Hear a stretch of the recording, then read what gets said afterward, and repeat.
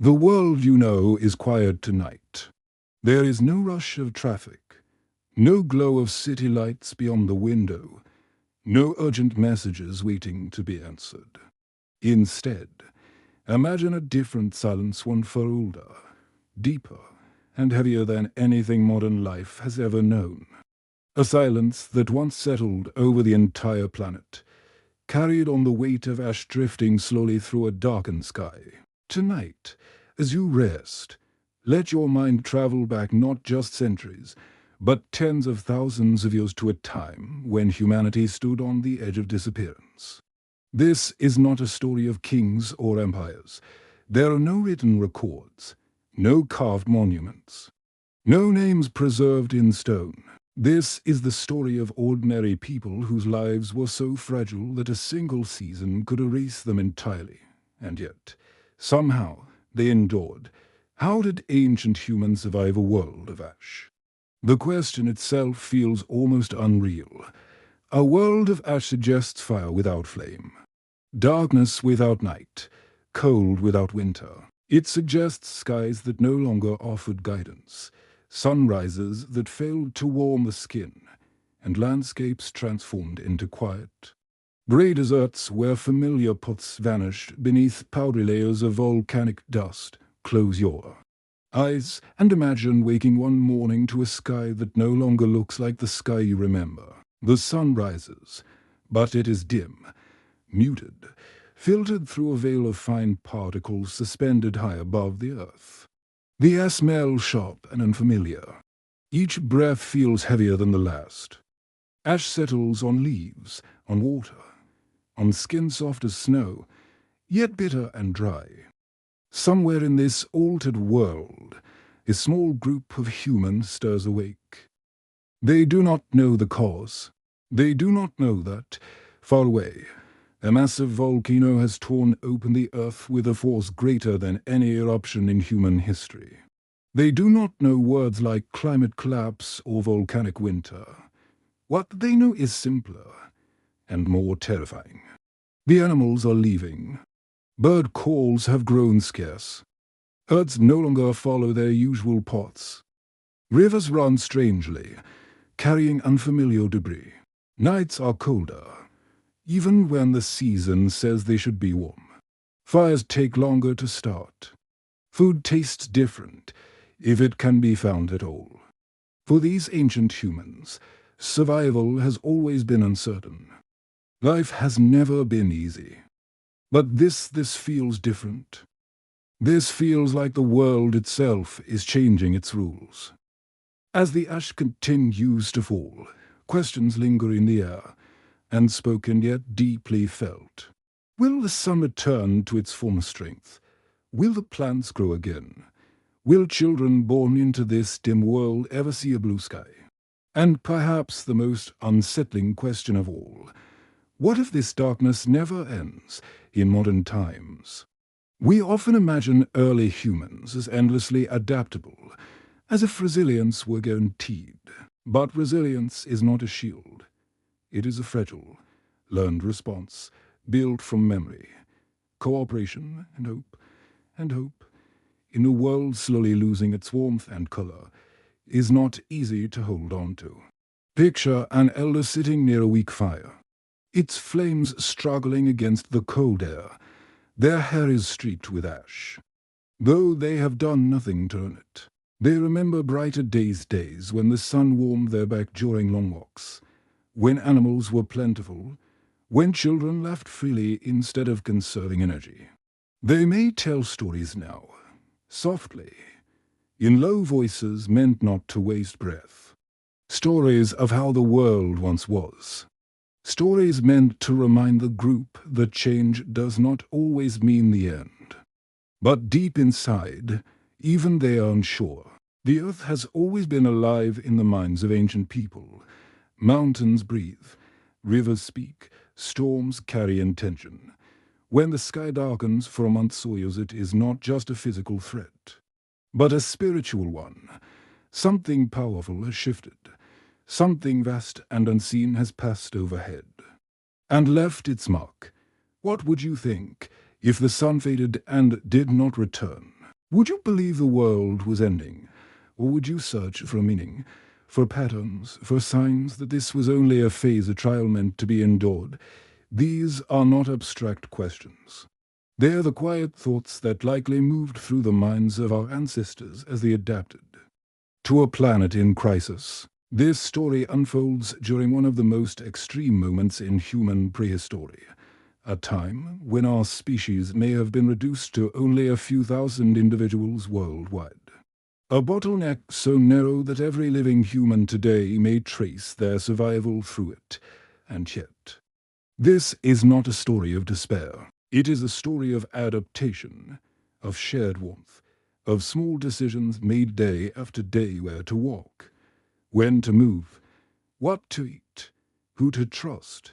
Decisions that did not feel heroic at the time, but which echoed forward through tens of thousands of years, eventually making this moment your quiet moment of rest possible.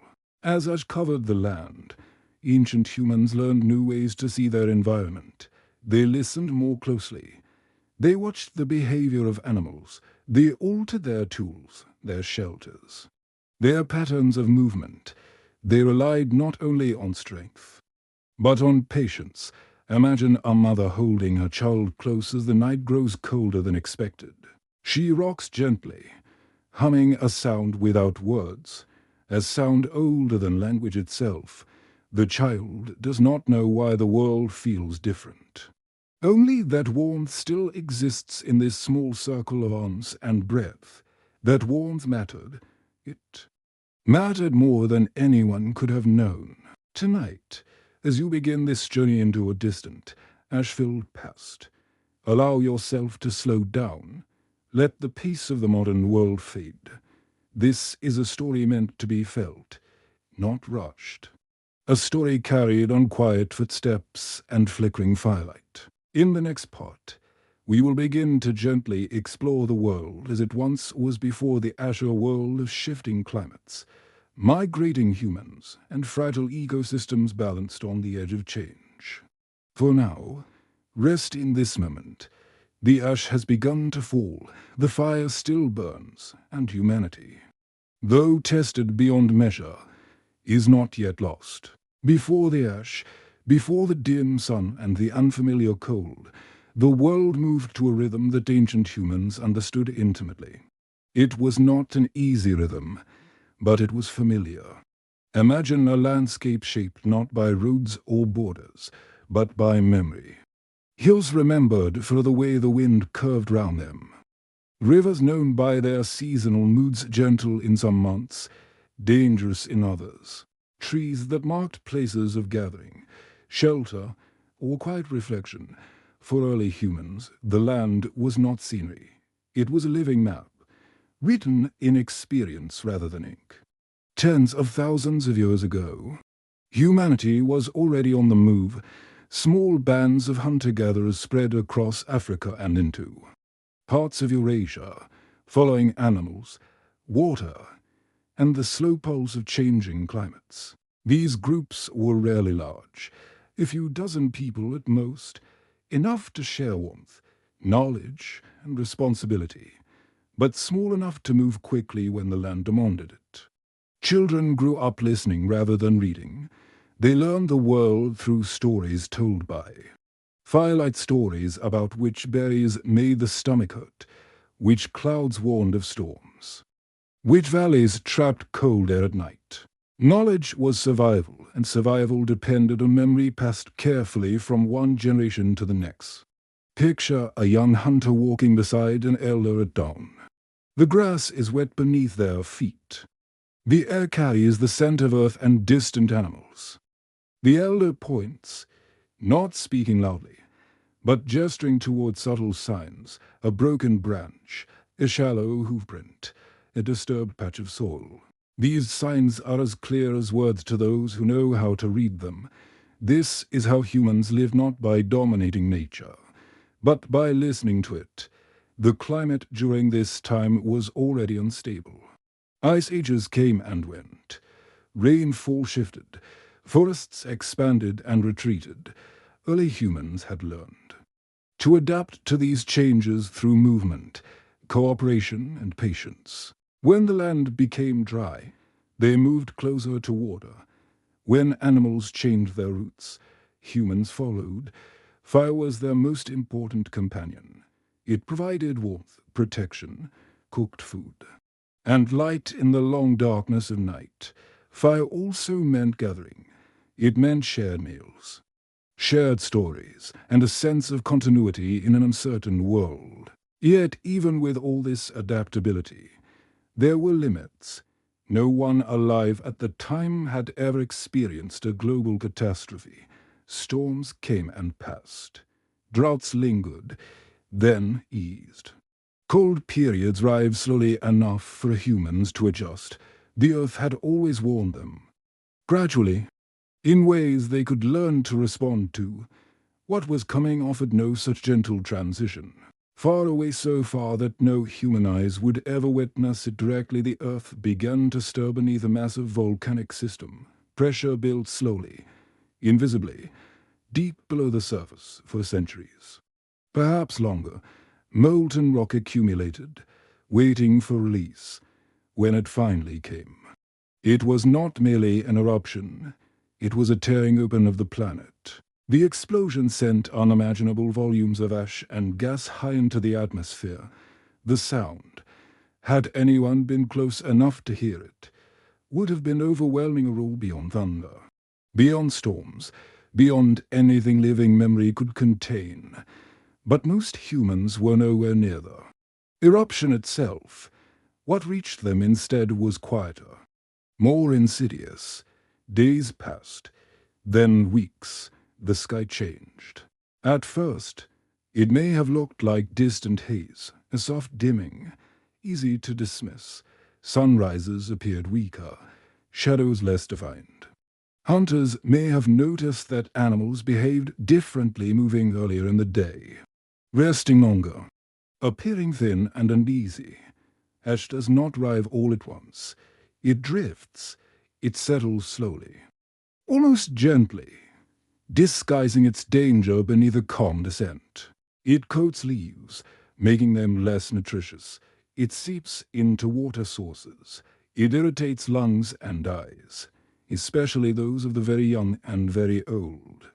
Picture a group stopping near a familiar river, expecting relief, only to find the water clouded. Tasting wrong, fires sputter as fine particles interfere with combustion. Breathing becomes more labored, especially during exertion. These are small changes at first, but small changes accumulate. The sun's warmth diminishes, temperatures drop subtly, then steadily. Seasons blur, plants fail to flower at expected times. Some never recover, for humans whose lives depend on patterns. The loss of predictability is deeply unsettling.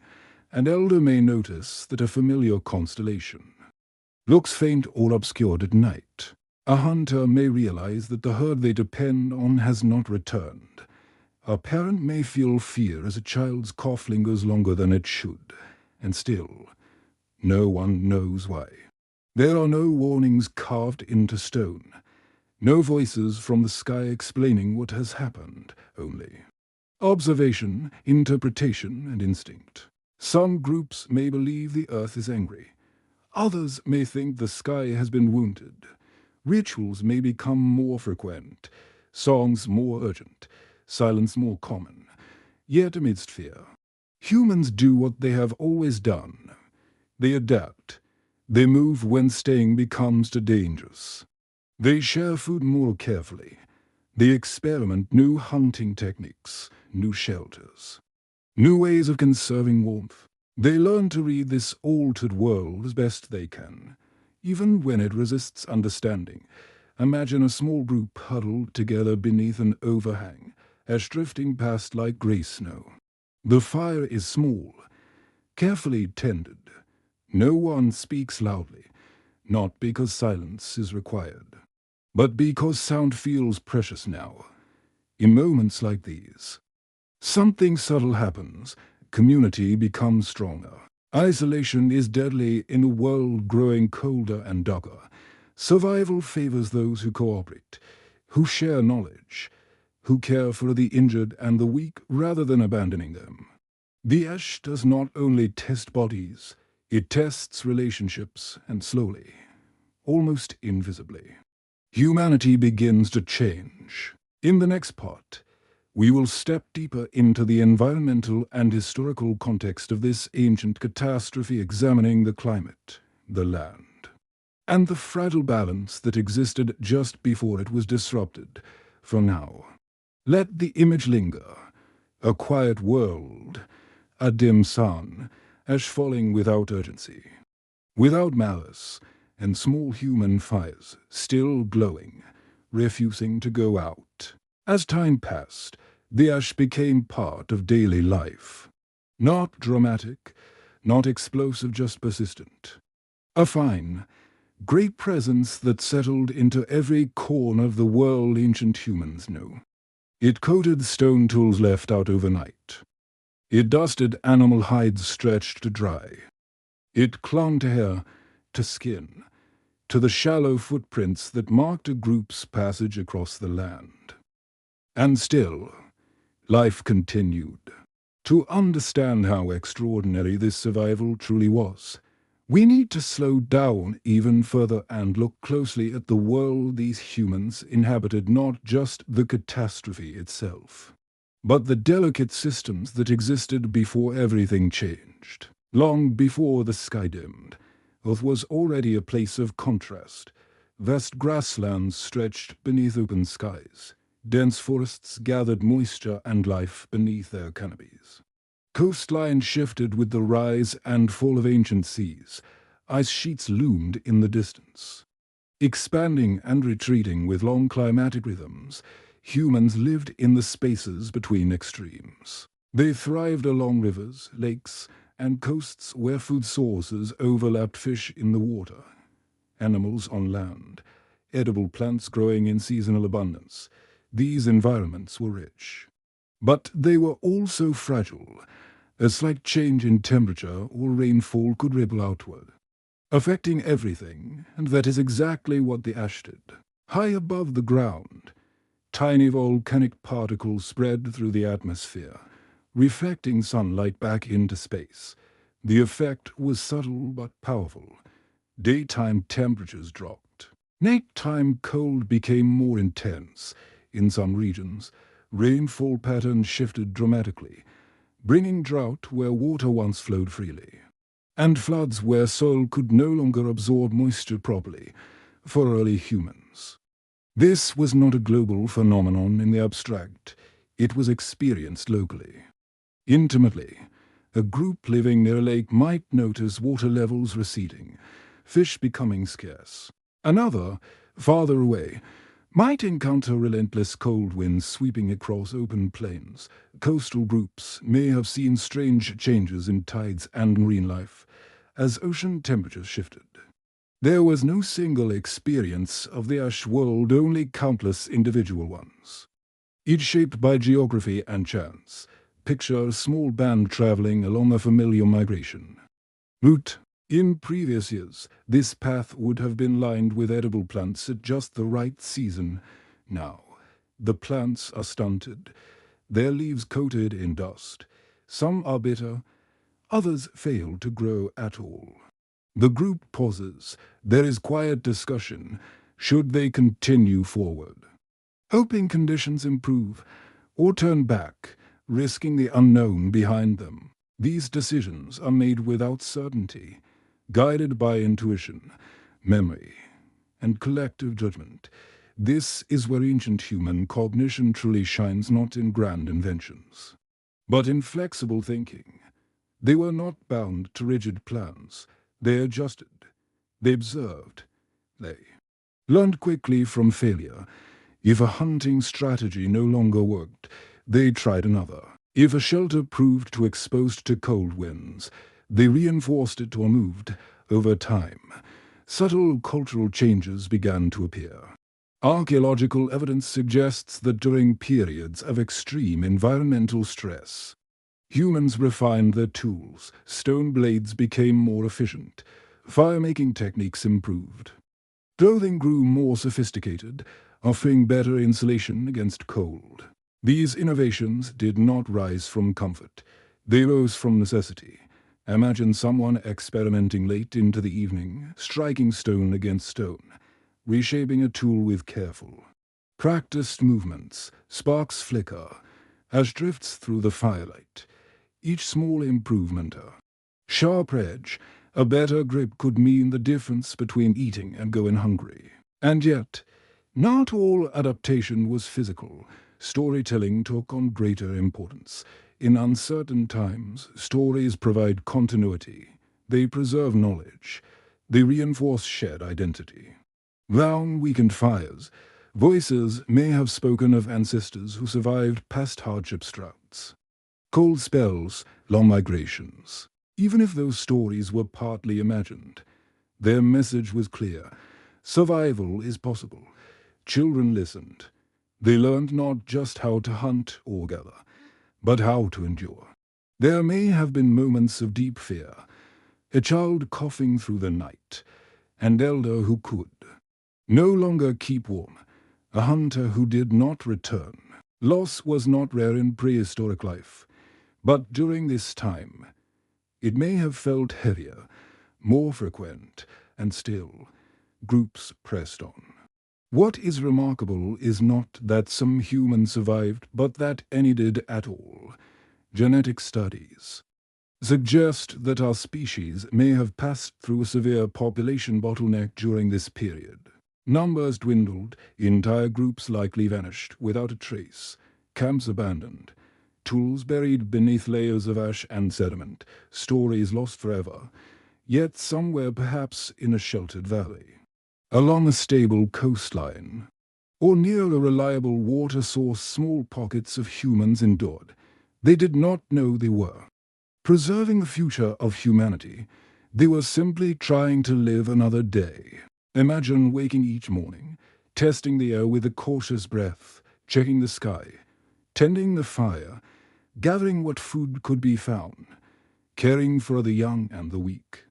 Repeating this cycle day after day, season after season, without knowing when or if the world would return to balance. This quiet persistence is the true heart of the story, not triumph, not conquest, endurance. In the next part, we will move closer to the core of the phenomenon itself, examining the eruption, the environmental mysteries it created, and the clues scientists have uncovered thousands of years later, hidden in ice, soil, and stone. For now, allow the pace to slow again. Ash falls softly, fires glow faintly. Humans, small and fragile, continue on step by careful step through a world transformed. The ash did not announce itself with drama. It did not arrive as a single moment that people could point to and say, "This is when everything changed." Instead, it unfolded slowly. Like a long breath the earth released and never quite finished exhaling. Somewhere far beyond the horizon of any human camp, the great volcanic system had already done its work. The sky was carrying the aftermath, now fine particles suspended so high they turned daylight into a muted imitation of itself for ancient humans. The most unsettling part was not the ash itself, it was the waiting. Days passed into weeks, weeks into months. The sky did not clear. The cold did not fully retreat. The land did not recover in the ways it always had before. Imagine a hunter waking before dawn, as they have done countless times. Their body knows the routine. Their muscles remember the movements. But something feels wrong even before they step outside. The air presses differently against their skin. The stars look faint, as if seen through a veil.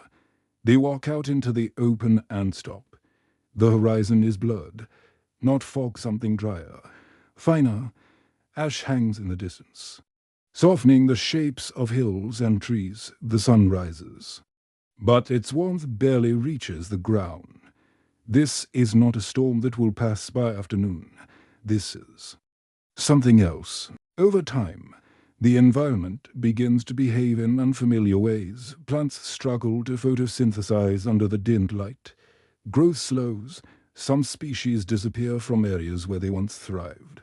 Animals respond instinctively, migrating earlier, farther, or not at all, for humans. This creates a cascading problem. Fewer plants mean fewer herbivores. Fewer herbivores mean fewer opportunities to hunt. Gathering becomes unreliable. Familiar food sources vanish without warning. A woman crouches beside a patch of ground where edible roots once grew abundantly. She digs.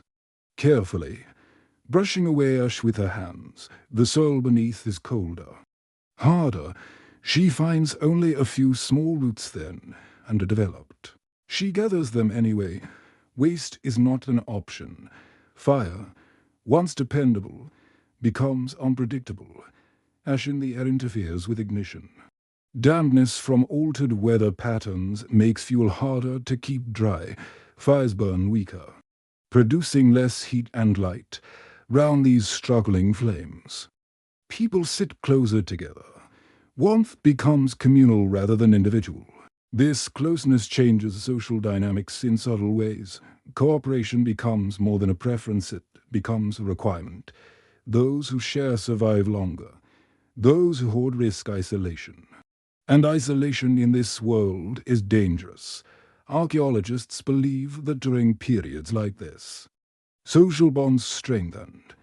Group identities became more defined. Shared rituals, repeated behaviors, and mutual care increased resilience. In simple terms, people leaned on each other more. There may have been disagreements, fear-driven arguments, moments when stress threatened to fracture groups. Hunger and cold are powerful forces. But again, and again, cooperation likely proved more successful than conflict. Picture a decision made quietly one evening. The group has lingered in one area longer than expected, hoping conditions would improve. They haven't. Food is scarcer. The children are tired. An elder suggests moving toward a distant coastline remembered from long ago, a place where the sea once provided steady nourishment. No one knows if it will still be there in the same way. But staying feels worse. So they prepare. Belongings are minimal. Tools, hides, embers carried carefully to restart fires. The journey will be slow, the landscape unfamiliar. The ash makes distances hard to judge. Each step forward is an act of trust, not just in the land, but in each other. From a modern perspective, we often ask, why didn't humans simply die out? The answer is both simple and profound. They were flexible. They did not rely on a single environment, a single food source, or a single way of living. They could hunt, gather, fish. They could move, wait, experiment. They could learn within a single lifetime and pass that learning on. This adaptability is visible in the archaeological record during periods associated with major climatic stress. Researchers see evidence of wider dietary breadth. Humans consumed a greater variety of foods, including resources that may have been ignored in more stable times. Shellfish, small animals, tough plants. Nothing was wasted if it could sustain life. Tools reflect this too. Smaller, more precise implements appear, suggesting efficiency and conservation of energy. Clothing and shelter construction improved, offering better protection against prolonged cold. None of this was planned in advance. It emerged organically, shaped by countless small choices made under pressure. Imagine a child growing up in this world of ash. They do not remember the brighter days their parents speak of. For them, dim skies and cold nights are normal. They learn skills adapted to this harsher reality. They grow resilient without realizing it. In this way, the crisis reshapes humanity from the inside out. Yet mystery remains. How long did the ash truly dominate the skies? How severe were its effects in different regions? Why did some groups survive while others vanished completely? Scientists search for answers in unexpected places. Ice cores drilled from ancient glaciers contain thin layers of volcanic ash, each one a time-stamp preserved in frozen silence.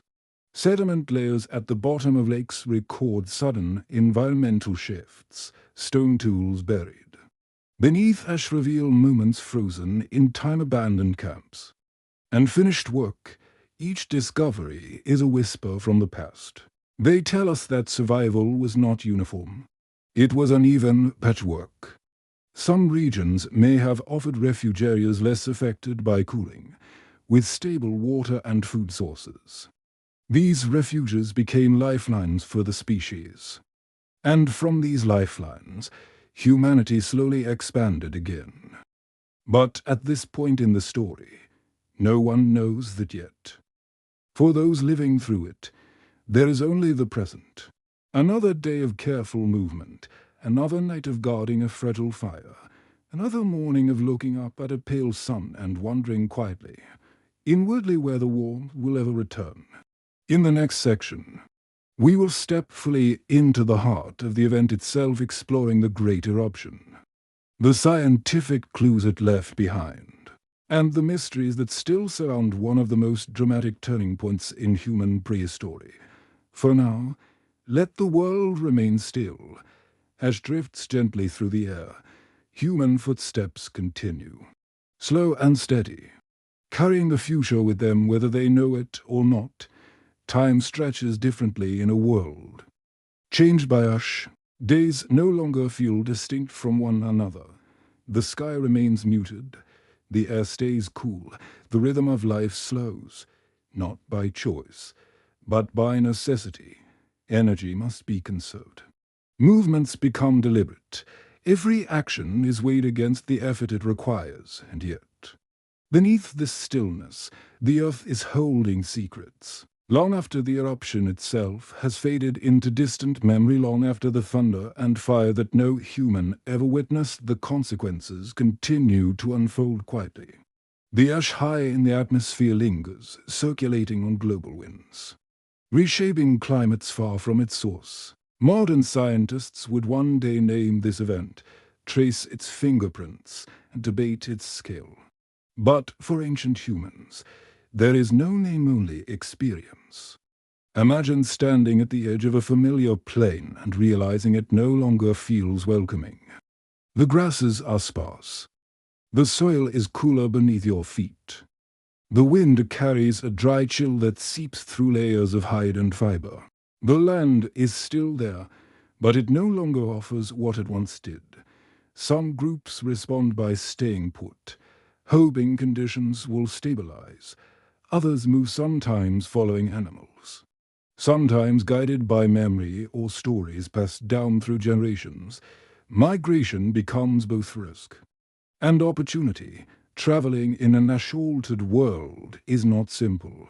Visibility is reduced, landmarks blur, the sun's position is harder to judge. Even experienced navigators must rely on intuition and shared knowledge. Nights are colder, making rest more difficult. Fires must be shielded carefully from wind and drifting particles. Picture a group resting at dusk, gathered tightly beneath a rough shelter of branches and hides. The fire is small but steady. Someone feeds it carefully, protecting the embers like a living thing. Round the fire, faces glow softly, tired, focus, calm in a way that comes from accepting uncertainty rather than fighting it. This acceptance is important. Ancient humans did not have the luxury of denial. They could not argue with the sky or wait indefinitely for things to return to normal. They adapted their expectations along with their behavior. Food preparation changes. Cooking becomes more deliberate, maximizing nutrition from limited resources. Bones are cracked from marrow. Tough plants are processed more carefully. Nothing edible is wasted. This attention to detail reflects a deeper shift in mindset. Survival becomes a shared craft. Knowledge is exchanged constantly. Someone remembers a distant place where water once flowed reliably. Another recalls a technique for preserving meat longer in cold conditions. These ideas move through the group, tested, refined, adopted. In this way, culture evolves quietly, shaped by necessity rather than comfort. There are moments of fear, of course, a sudden illness, an injury that limits movement. A child weakened by hunger or cold, in a world with no medicine, no certainty. Such moments carry weight, but care persists. Someone stays behind with the injured rather than putting ahead. Someone shares food even when supplies are low. These choices may seem small, but over time, they shape which groups survive. From the perspective of deep time, compassion becomes an evolutionary advantage.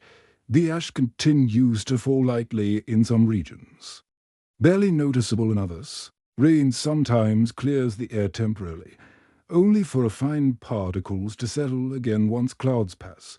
Seasons blur into one another, and still life adapts. Plants that can tolerate cooler temperatures begin to dominate. Animals adjust migration routes. Humans adjust alongside them, observing, learning, following. A hunter notices that certain animals now appear closer to water sources than before. A gatherer discovers that some plants still thrive in sheltered areas, protected from wind and ash. These observations are shared, remembered, repeated. This is science before science, a careful study of patterns, built from attention and experience. Thousands of years later, researchers would look back and marvel at this adaptability. But at the time, it is simply life. One quiet evening, an elder might speak softly to a child, pointing to the sky. The sun used to be brighter. They say, not with sadness, but with calm certainty. The child listens, imagining a world they have never seen, a world of warmth and clear light. It sounds almost unreal, yet the elder believes it will return. This belief gentle, patient, unprovable matters. Hope does not require evidence, it requires evidence. As the years pass, the ash slowly begins to thin. Not suddenly, not noticeably at first, but gradually. Light strengthens, shadows sharpen. Warmth returns in brief moments before retreating again.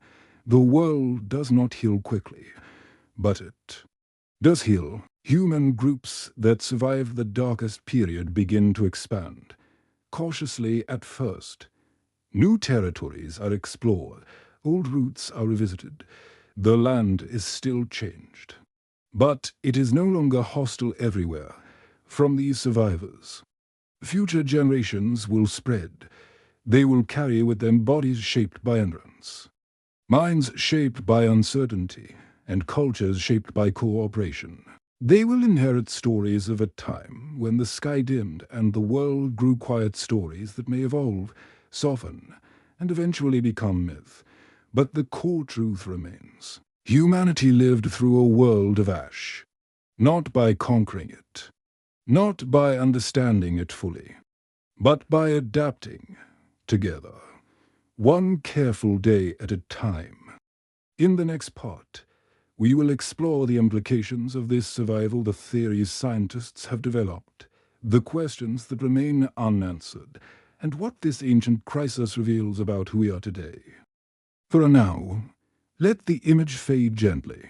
The sky slowly brightens, fires grow warmer, footsteps continue forward, and the long night of ash, at last, begins to loosen its hold, long after the ash settled.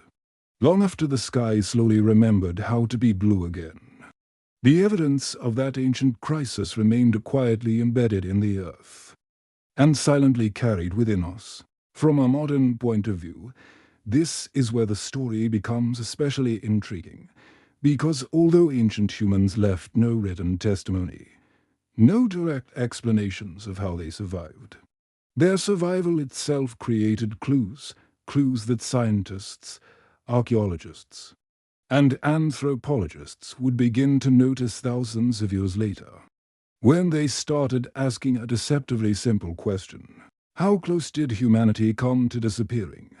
One of the most powerful lines of evidence comes not from stone or ash, but from the human body itself.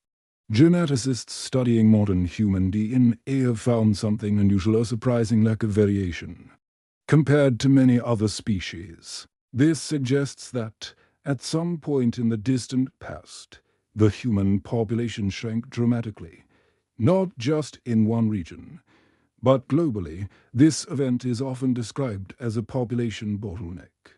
Imagine a wide river narrowing suddenly into a thin channel.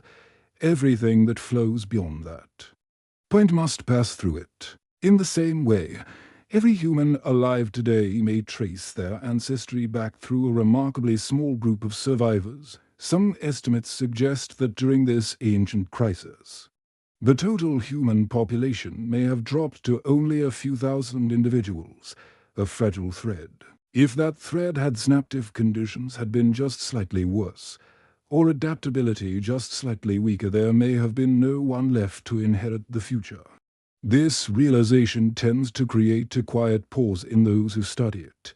Not fear, not drama, just. Or another set of clues comes from geology and climate science. Ice cores extracted from glaciers in Greenland and Antarctica contain thin, distinct layers of volcanic material.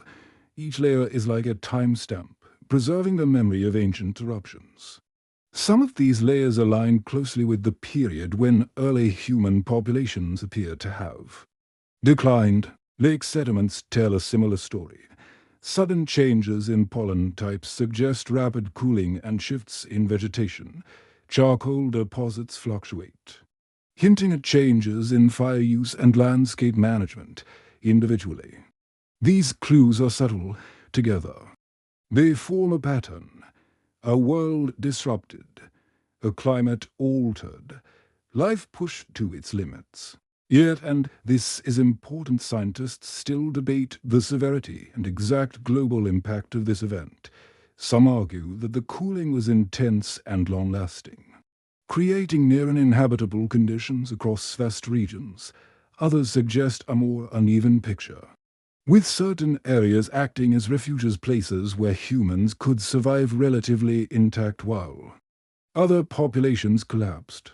These refuges may have existed along coastlines, where marine resources provided stability, or in tropical regions, where temperature drops were less severe, or near reliable freshwater systems that buffered environmental change. This idea that survival depended heavily on where you were adds another layer to the story. It means survival was not just about strength or intelligence, but about geography, timing, and chance. A group living near a productive coastline might endure, while another only a few hundred miles away vanished. A single decision to move or to stay could echo across thousands of generations.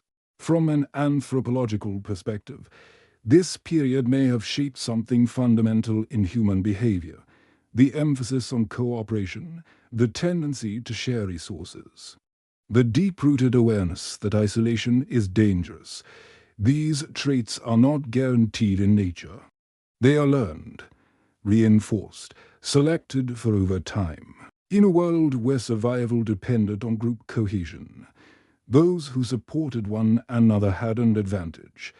Those who fractured under stress did not last as long.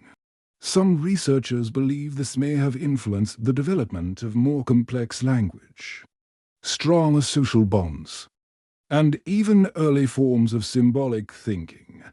When the world becomes unpredictable, communication becomes essential, not just where the animals are, but how we will survive this together.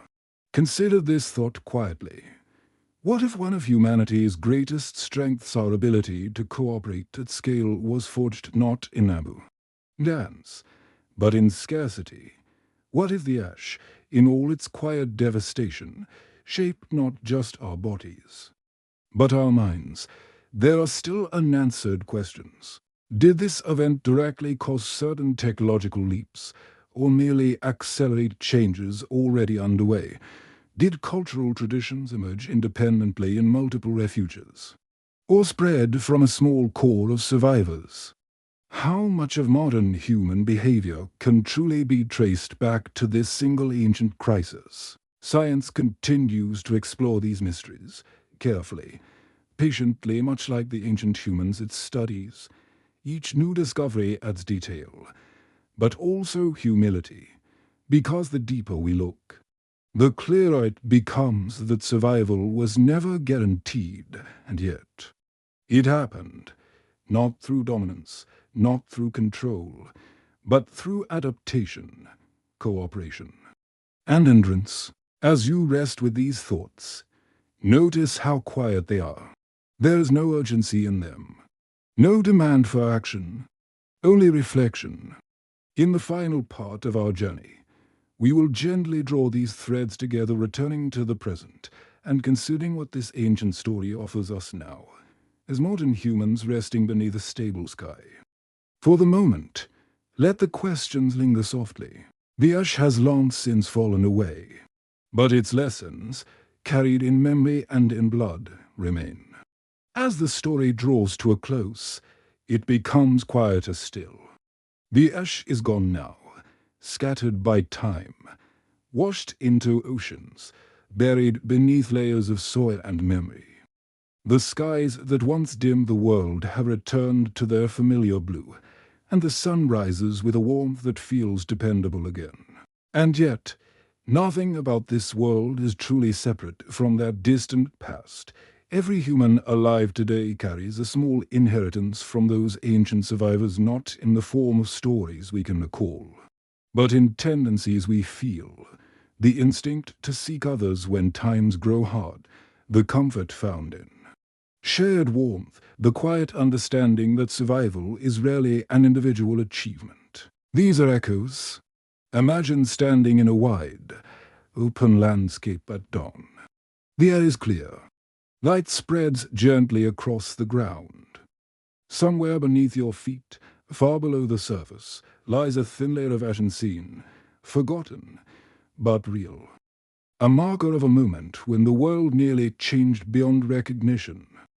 Above it all, life continues. This is perhaps the most calming truth of the story. The earth endures change. Life responds. Balance returns, though never in exactly the same way. Ancient humans did not know they were living through one of the greatest challenges our species would ever face. They did not frame their lives as history or legacy. They woke each morning, tended their fires, cared for their children, and made careful choices with limited information. That was enough. From those small, ordinary acts came something extraordinary. Continuity. As modern listeners, it is easy to imagine ourselves as separate from such fragility, surrounded by technology, forecasts, and explanations. We often forget how recent stability truly is, how much of our comfort rests on layers of survival beneath us. But remembering this story is not meant to create fear. It is meant to create calm. Because if humanity could endure a world of ash without certainty, without control, then adaptability and cooperation are not abstract ideas. They are proven strengths. Tonight, as you rest, there is no ash falling outside your window. The sky remains clear. The world feels steady. And that steadiness, in part, exists because small groups of people once chose patience over panic, sharing over isolation, and movement over despair. Their lives were quiet. So is this story. And so, now, is this moment. Let your thoughts slow. Let your breathing settle. The long journey through deep time has brought us gently back to the present. The fire is warm. The night is calm. The sky is clear once more. Humanity continues not loudly, not urgently, but softly, steadily, as it always has, and you can rest. Long before the sky dimmed with ash, Earth was already a place of movement and change. its landscapes alive in ways both visible and subtle.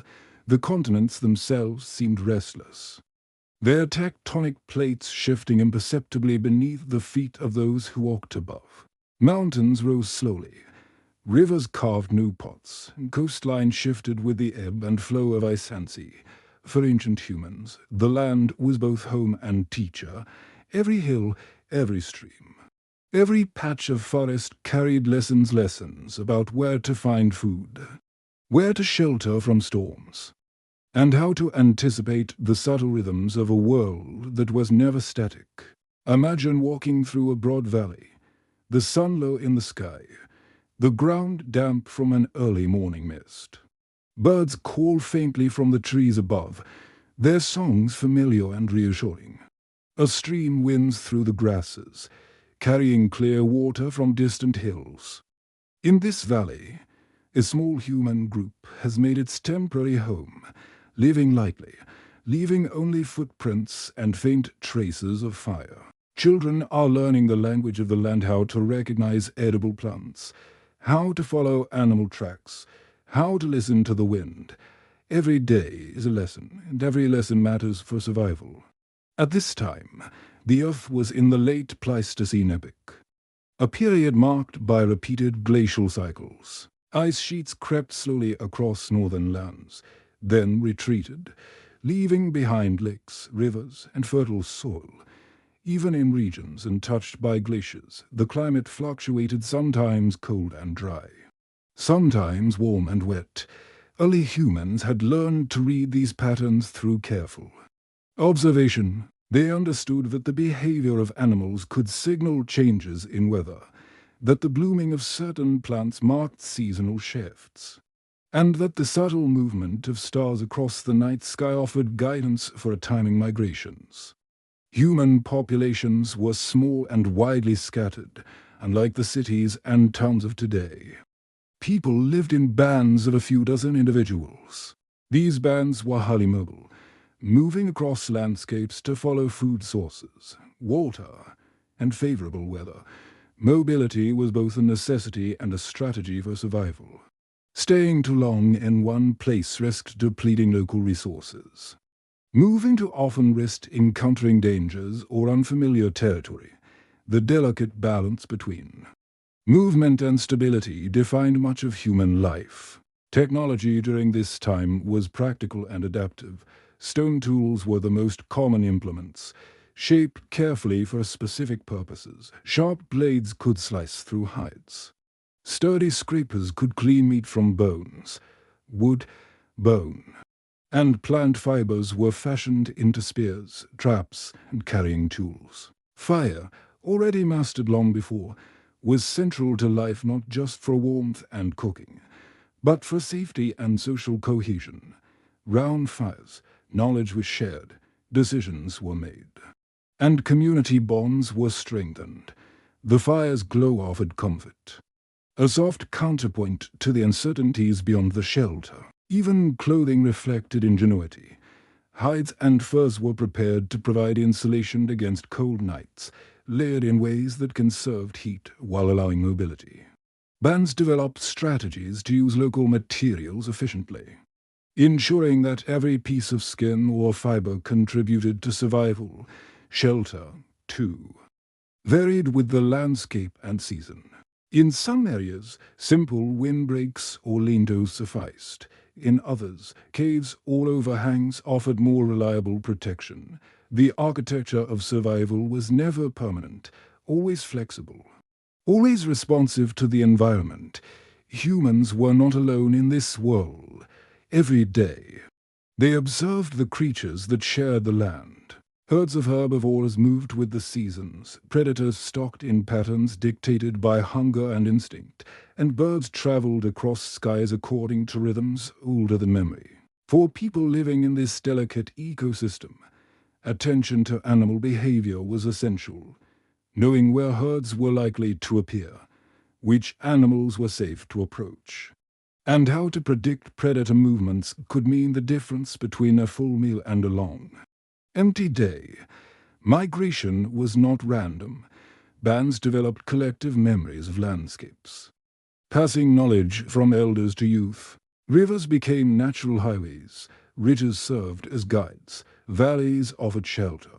Children learned to read the land in ways modern humans rarely experience. The smell of damp earth after a shift-in. Wine, the subtle crunch of frozen ground signaling approaching frost, the faint glimmer of water. Under thin ice, these skills were as vital as tools or fire, perhaps even more so when the world became uncertain. Water was the lifeline of survival. Rivers, streams, lakes, and springs shaped settlement patterns. Proximity to fresh water determined where people could safely camp and how far they might travel. For food, during dry periods, humans had to remember old water sources, follow animal trails, or dig shallow wells, observing cloud formations, wind patterns. And soil conditions offered clues to upcoming rainfall or drought. Every decision required careful observation and foresight, creating a mental map of both space and time. Plant life, too, was a crucial part of daily survival. Humans gathered roots, tubers, berries, leaves, and seeds, learning which could be eaten raw, which needed cooking, and which were poisonous, even within the same region. Edible plants changed with the seasons, and with subtle climatic shifts, observation was constant. The rhythm of plant life became the rhythm of human activity. Harvesting, storing, and preparing plants required knowledge that could only be learned over many seasons, and then, of course, there was the matter of community. Survival was never solitary. Bands relied on cooperation to hunt, gather, prepare food, and maintain shelter. Skills were distributed among members. Some were expert hunters, others skilled foragers, some knowledgeable about medicinal plants, others capable of crafting tools or garments. Children observed adults constantly.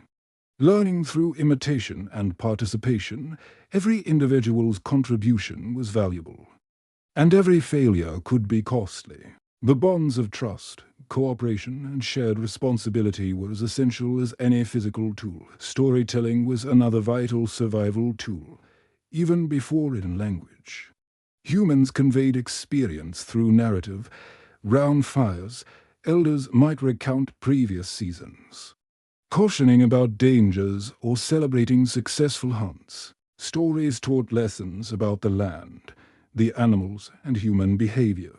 They created a shared mental map that extended beyond immediate perception, enabling bands to anticipate hazards and exploit opportunities for young listeners. These stories were both practical and comforting, reinforcing social cohesion while shaping understanding of the natural world. All of these factors, mobility, observation, tools, cooperation, storytelling, created a foundation of resilience.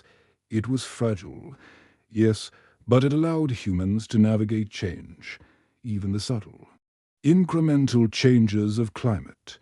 They had lived through colder periods, drier periods, and sudden storms. They had survived challenges that today seem insurmountable. And yet, the arrival of massive volcanic ash would test all of these skills in ways unprecedented. Before we arrive at that critical moment, it is important to feel the world as it existed in its ordinary rhythm, the quiet valleys, the slowly moving rivers, the ever-shifting weather patterns. Imagine the soft crunch of footsteps over frost-hardened earth, the smell of smoke from a small fire blending with morning dew, the distant call of animals moving in their own cycles. Life was challenging, but comprehensible, predictable in ways that allowed humans to plan, adapt, and thrive. This ordinary world, full of subtle signals and measured rhythms, was the stage upon which one of the greatest challenges in human prehistory would unfold. And it is precisely because of this foundation of observation, cooperation, and adaptability that humanity would survive the coming ash, even when the sky darkened, the sun dimmed, and the familiar patterns of life seemed to vanish. As the seasons turned across the ancient landscapes, Early humans learned not only to survive, but to anticipate change.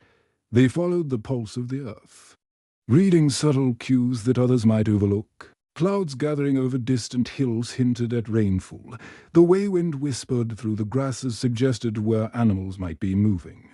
The patterns of snow across ridges revealed safe paths and dangerous traps. Every observation mattered, every lesson could save a life, and every memory became part of a shared map of the world. Migration was central to this life. Human bands were rarely stationary for long. Some groups followed herds of game animals across vast plains, tracking the rise and fall of seasons. Others moved along coastlines, taking advantage of predictable tidal patterns to gather shellfish and other marine resources. Mountains, deserts, forests, and rivers all influenced these movements, guiding humans in both expected and unexpected ways.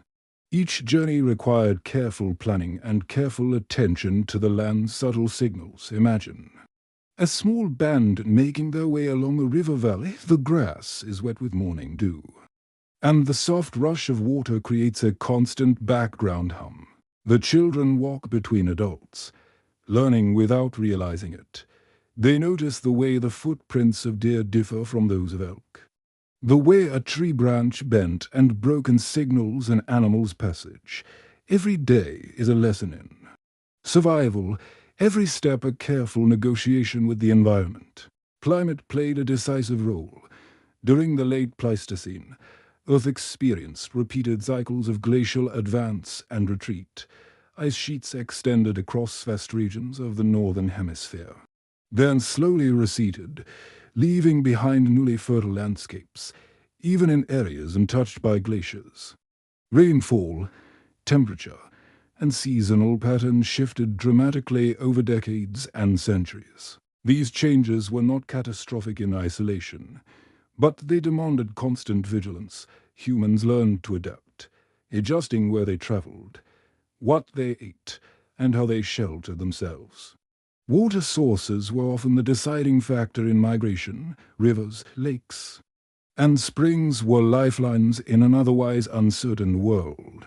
Bands memorized the locations of these sources, not just for drinking, but also for the plants and animals that thrived nearby. In dry periods, entire groups might relocate to follow water, sometimes hundreds of miles from their original home. A miscalculation could be deadly. Leaving a band without sustenance or shelter, food gathering required both knowledge and creativity. Humans consumed a wide variety of plants, roots, seeds, and fruits, carefully selecting and preparing those that were safe to eat.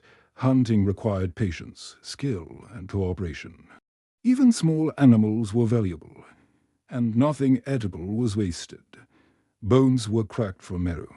Tough plants were softened with fire, and shells were harvested with meticulous care. Every meal was a careful calculation of effort versus reward, and every failure taught lessons that informed future choices. Technology, though simple by modern standards, was highly adaptive. Stone tools were shaped for specific purposes: cutting, scraping, piercing, and carving. Wood, bone, and fibers supplemented these implements, forming spears, nets, traps, and containers. Fire was more than warmth. It was a tool for survival, cooking, protection, and social cohesion. Round its glow, knowledge was passed from one generation to the next, creating continuity in a world of uncertainty.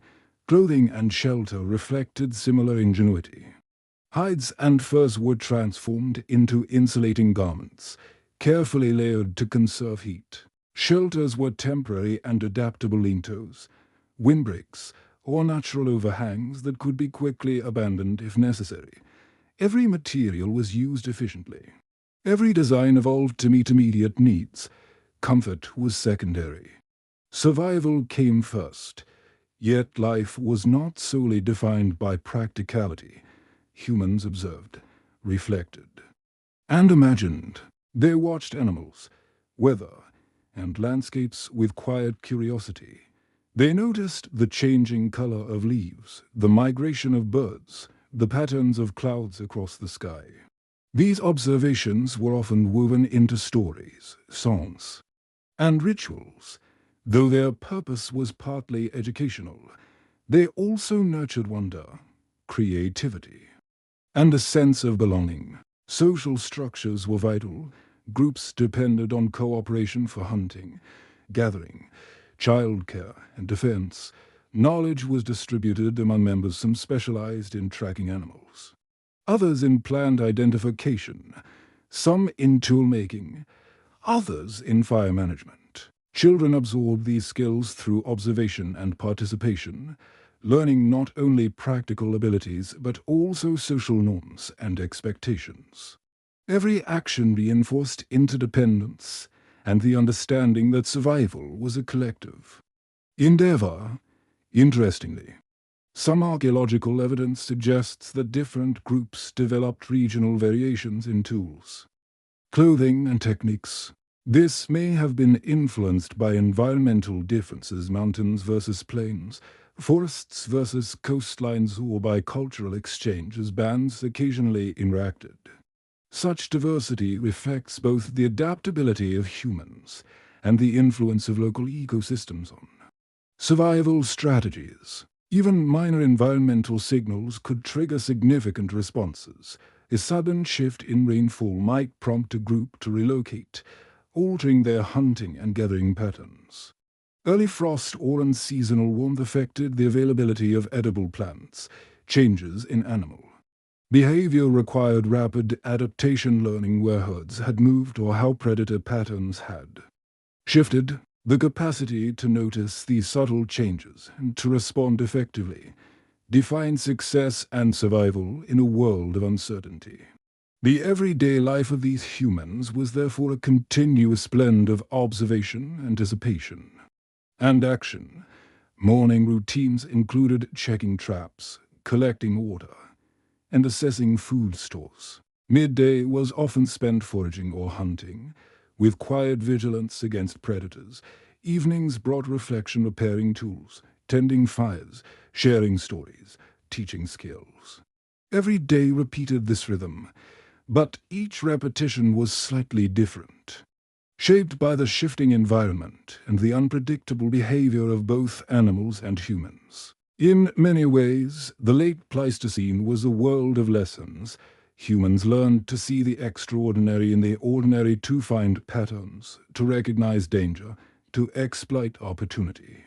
They learned patience, for the land often tested them slowly. They learned flexibility, for conditions could change without warning. They learned cooperation, for even the most skilled hunter could not survive alone. As this context solidifies in our minds, it is easier to understand the extraordinary nature of the challenges that would follow. The ash that would fall from distant volcanoes was not the first change humanity had faced, but it was among the most disruptive. The stable patterns that humans relied upon were suddenly interrupted, and the skills, observations, and social structures they had honed for centuries would be tested in ways no one had experienced before. For now, though, the world remains gentle. Imagine again the mist over a quiet valley, the soft rustle of leaves, the distant hum of water over stones. A band moves slowly through the landscape. Children learning, adults observing, fire and shelter providing quiet reassurance. Life is measured, deliberate, and fragile, but it is also full of wonder, of knowledge, of careful mastery of the environment. And it is from this foundation of adaptability, cooperation, and patient observation that humans will eventually navigate the coming ash, surviving a world that has been abruptly transformed. The landscapes of ancient Earth were as diverse as they were instructive. Each region offered its own lessons and its own challenges, shaping the lives of the humans who inhabited them. In open plains, the grass whispered under the wind, guiding hunters who moved slowly and deliberately across its waves. Herds of animals migrated predictably, but weather could change without warning. forcing humans to adjust routes or seek temporary shelter. In forests, the canopy created a mosaic of light and shadow. Birds called from hidden perches, and the ground below hid both edible plants and lurking predators. Observation here required patience and attentiveness. The forest revealed its secrets only to those willing to watch quietly over time. Along the coastlines, life took on a different rhythm. The tides dictated when shellfish could be collected and where fish might gather. Driftwood and seaweed provided building materials and fuel. Humans learned to read the subtle signs of the ocean, the way waves shifted under changing winds, how clouds reflected over distant horizons, or how the color of water hinted at underwater currents. These skills were as vital as hunting or tracking animals on land. For some bands, the ocean provided a stable source of nourishment when inland regions became unpredictable. Mountains posed their own trials. Steep slopes and hidden ravines demanded careful navigation. Snowfall altered paths, obscured familiar landmarks, and created hazards that could trap the unwary. Yet mountains offered resources stoned for tools, fresh water from melting snow, and natural shelters that protected from the wind. Human groups adapted to these vertical landscapes through observation and ingenuity, learning where to place camps, how to store food, and which paths were safest for movement. Even deserts, with their apparent barrenness, taught essential lessons. Plants grew sparsely, water was scarce, and temperature swings were extreme. Survival in such regions required knowledge passed down through generations: where to dig for water, which plants could provide sustenance, and how to travel without exhausting precious energy. These environments honed a different type of resilience, one of careful planning, frugal resource use, and intimate understanding of a harsh yet fascinating world. Across all these landscapes, humans observed cycles of weather, of animal behavior, and of plant growth. These cycles were not abstract, they were life itself. For example, a slight shift in rainfall could alter the migration of herbivores, which in turn affected predator behavior, which then influenced human hunting success. A small frost could destroy a root crop, forcing adjustments in foraging patterns. Humans were, in essence, continuously conducting experiments in survival, learning to anticipate, respond, and adapt. Seasonal migrations often involved careful planning. Groups would time their movements to coincide with predictable events, such as the ripening of certain plants or the migration of specific animals. These journeys could stretch for hundreds of miles, but they were not random wanderings. Elders carried mental maps, passed down through stories and experience. These maps were precise in their knowledge of water sources, shelters, and resource locations. In a sense, every journey was guided not just by the landscape, but by collective memory encoded in human experience. Even minor environmental cues held meaning. The angle of sunlight at dawn, the subtle color change in leaves, the scent carried by the wind all could indicate changes that required immediate attention.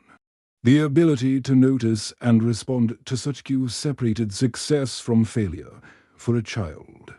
Learning to survive, these lessons were absorbed quietly, through imitation, guidance, and repetition. Over time, children became attuned to the rhythms of their surroundings, perceiving the world with a subtlety that modern humans rarely experience. Social dynamics shaped survival just as much as environmental observation. Within a band, roles were fluid but clearly understood.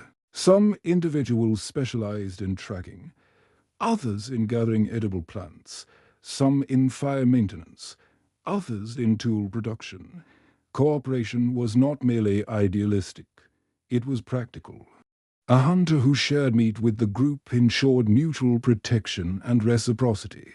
A forager who warned others of a sudden predator sighting increased collective survival. These social bonds were reinforced daily, becoming a central pillar of life in all regions. Communication, even without language as we know it, was sophisticated.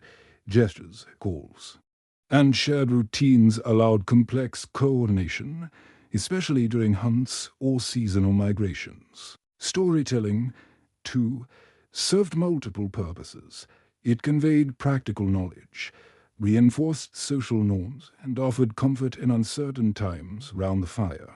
Elders might recount a migration that had gone wrong or a predator encounter that taught caution.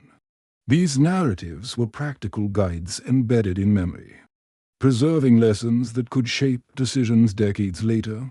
Artifacts from this period reveal surprising adaptability. Stone tools vary in design depending on region and purpose, some shaped for precision cutting, others for durability. Shelters show an awareness of seasonal shifts. Windbreaks built differently in exposed plains than in sheltered valleys. Clothing, often reconstructed from hides and fibers, reflects careful adaptation to both temperature and mobility needs. Every artifact tells a story of observation, experimentation, and incremental improvement, lessons learned from repeated interaction with the environment. Interestingly, early humans also experienced natural disturbances beyond seasonal variation. Earthquakes, floods, storms, and volcanic activity occasionally disrupted familiar patterns. While these events were unpredictable and sometimes devastating, they shaped adaptive strategies. Groups learned to respond quickly, relocate if necessary, and preserve essential resources. These experiences likely reinforced social cohesion and problem-solving skills, preparing humans for larger, more prolonged environmental crises that would come later. Even in regions of relative stability, humans remained attentive to subtle ecological cues. They monitored animal populations for signs of disease or scarcity. They observed plant growth patterns for indications of drought or frost. They noted changes in water clarity or flow. Every small shift informed decisions about when to hunt, gather, or move. This continuous attention to detail was a defining characteristic of human survival in prehistory. By the time massive volcanic ash began to darken the skies, these skills were well ingrained. Human groups were already finely attuned to environmental change, practiced in observation, adaptable in mobility, and strong in cooperation. They had survived periods of cold, heat, drought, and localized disasters. Yet, as profound as these experiences were, the Ash would test their resilience in ways that required not only these skills, but also improvisation, endurance, and patience beyond anything previously encountered. As we pause in this moment of calm reflection, imagine the world in its ordinary rhythm. Valleys whisper with morning mist. Rivers hum quietly over stones. Winds stir the grass and leaves. Human bands move slowly and deliberately, learning, observing, cooperating. Fires burn softly in temporary shelters, illuminating faces and hands that labor, share, and teach. Life is measured, thoughtful and fragile, but also rich in awareness, skill, and shared purpose. From this foundation of observation, mobility, and social cohesion, humanity would face the looming challenge of ash-filled skies. Their survival would hinge not on strength alone, but on the quiet, patient practices that had been honed over generations: cooperation, adaptability, and the ability to read both the land and each other. Even before the world was cloaked in ash, signs of Earth's volatility were present, quiet warnings that human groups had learned to notice, even if they could not fully understand them.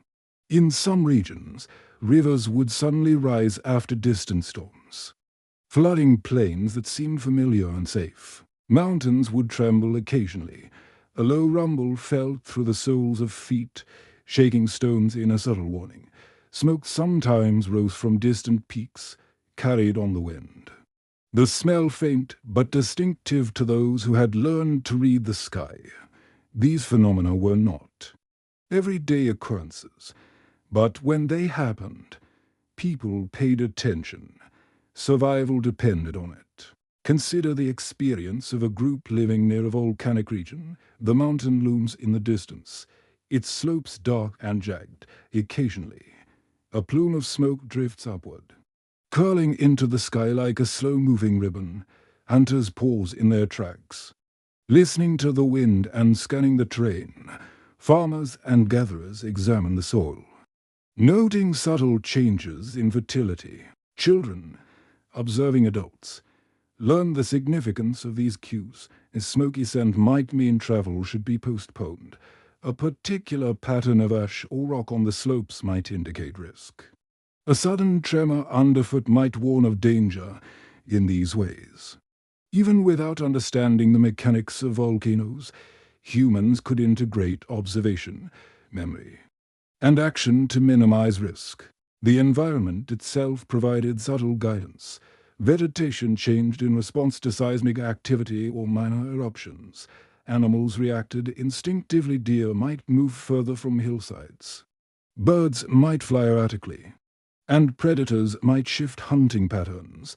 Observant humans noted these behaviors, incorporating them into decisions about travel, hunting, and settlement.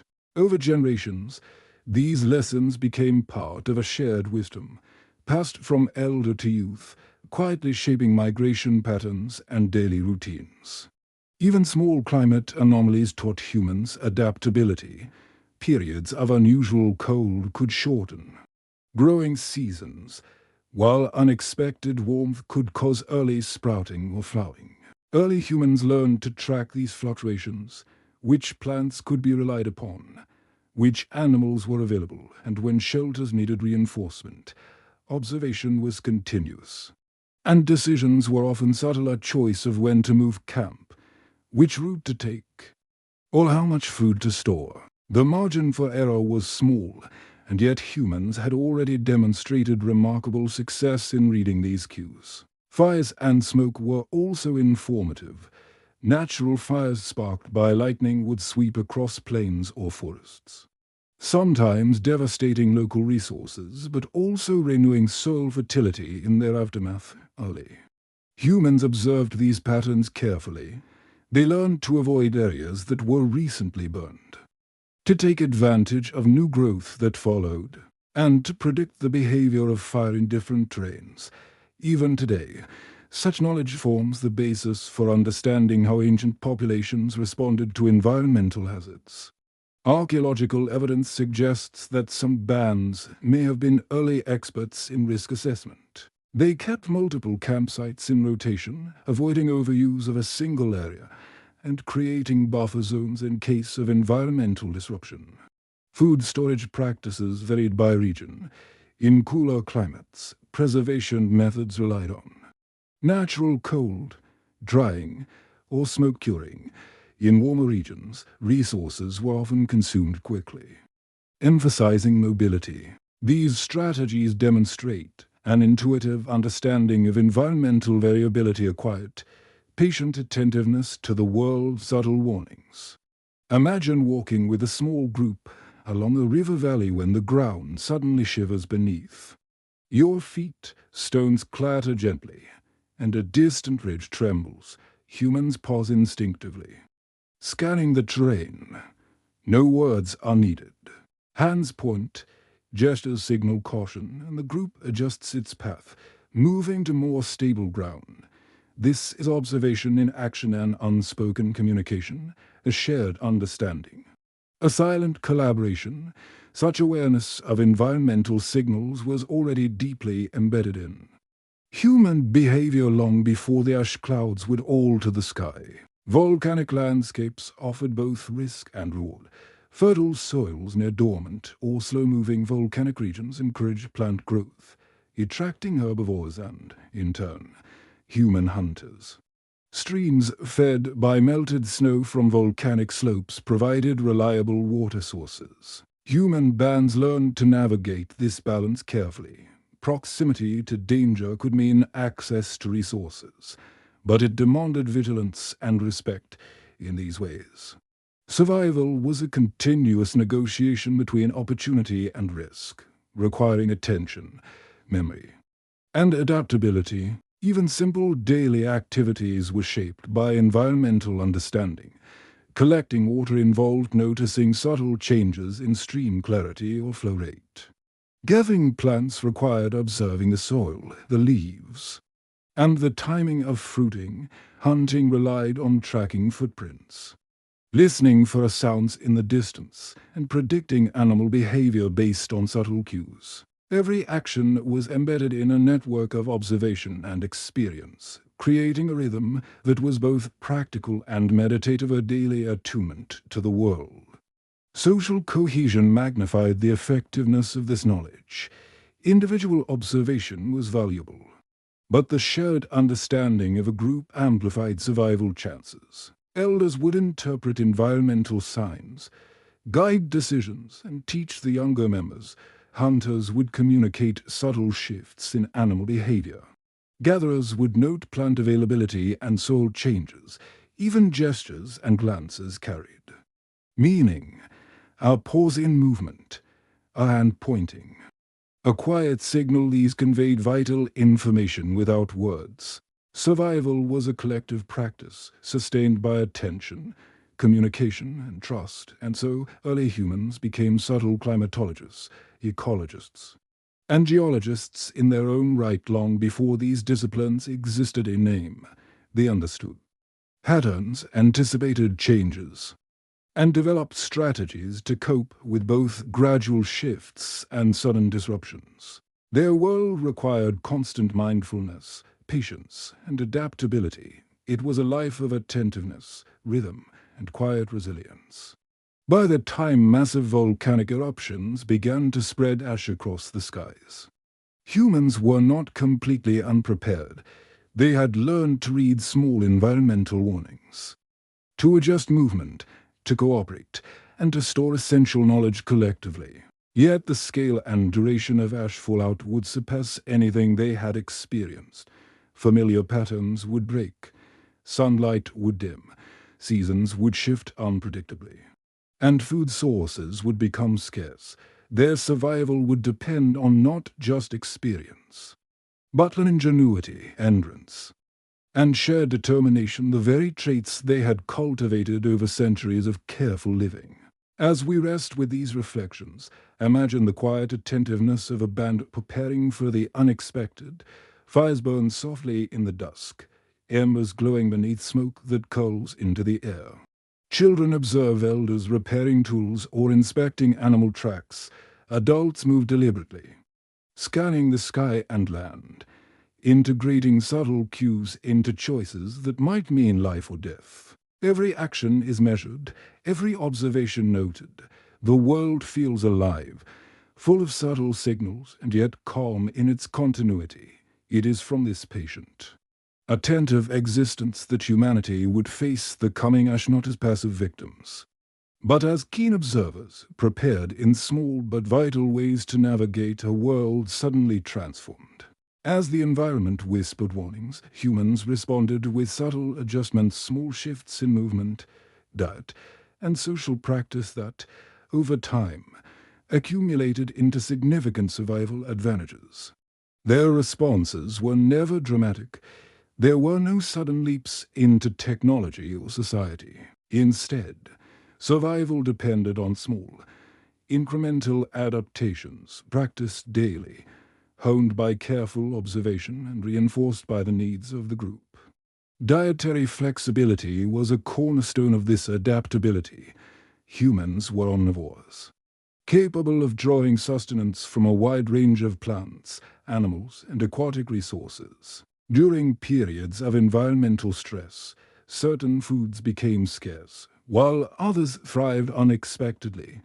Bands learned to notice these fluctuations, expanding their diet to include resources they might previously have overlooked. Roots, tubers, and wild grains could sustain them when hunting failed. Small mammals and fish could provide protein when larger prey was absent. Even insects or small crustaceans, easily ignored by modern tastes, were valued sources of nourishment. This flexibility, grounded in observation and experimentation, became a quiet but crucial survival strategy. Storage techniques evolved alongside diet. In cooler climates, food could be preserved using cold or drying. In warmer regions, smoke curing or careful rotation prevented spoilage. Each band developed systems tailored to their local environment, ensuring that the occasional abundance could carry them through leaner periods. Such planning required foresight, patience, and communication. As individuals coordinated to maintain a collective food supply, storage was more than practicality, it was a form of resilience, a buffer against the unpredictable rhythms of the natural world. Mobility continued to play a central role. Even within relatively familiar territories, bands shifted location seasonally or in response to resource scarcity. These movements were deliberate, informed by knowledge of landscape, animal behavior, and climate patterns. The timing of relocation was critical.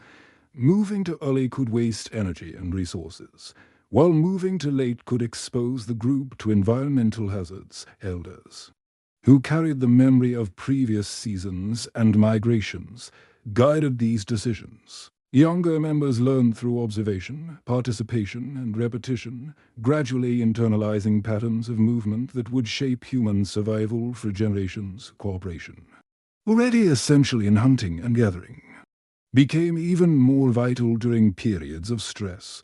Hunting larger prey required coordination, patience, and communication. Groups divided tasks. Some tracked, others set ambushes, others drove animals towards strategic locations. Success depended on trust, observation, and timing. Likewise, gathering plant resources demanded coordination, ensuring that enough was collected while minimizing waste and avoiding overharvesting.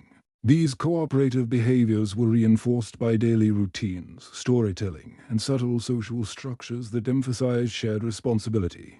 Technology, though relatively simple, adapted in response to environmental changes. Stone tools evolved gradually, shaped for specific local needs. Sharper blades for processing certain plants or animals, heavier tools for digging, specialized implements for fishing or trapping.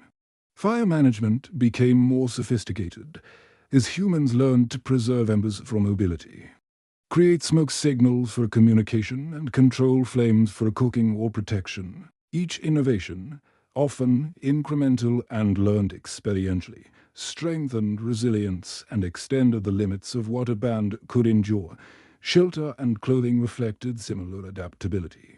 Temporary structures were modified according to weather patterns, with windbreaks, layered coverings, or drainage systems to cope with rain or snow. Clothing varied by material and layering, tailored to local climates and seasonal shifts. The goal was always functionality, efficiency, and survival. Yet these adaptations also created comfort, security, and a sense of continuity amidst environmental uncertainty. Observation of animals continued to guide decision-making. Humans noticed migration patterns, reproductive cycles, and feeding behavior, all of which informed hunting strategies. Unexpected changes in animal behavior, early movement of herds, sudden disappearance of fish, unusual predator activity prompted adjustments in travel, food collection, or shelter placement. Through careful attention, humans learned to anticipate challenges before they became crises, turning subtle ecological cues into actionable strategies. Social bonds, reinforced through cooperation and observation, proved vital. Knowledge was shared openly within the group, with elders instructing younger members, hunters guiding gatherers, and all observing environmental changes collectively.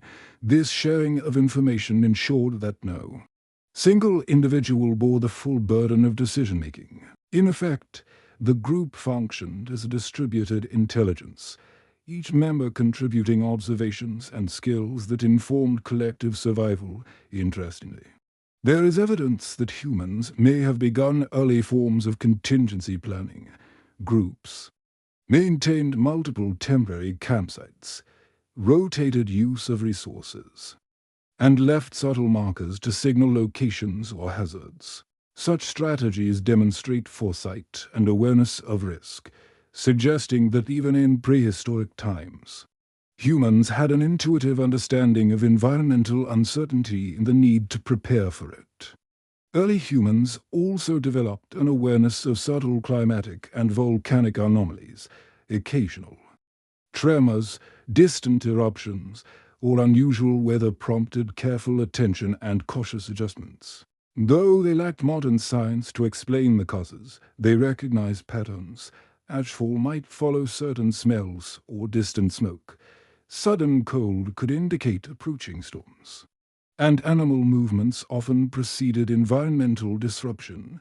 These observations, combined with flexibility in diet, mobility, and cooperation, formed a quiet but effective toolkit for survival in a dynamic world.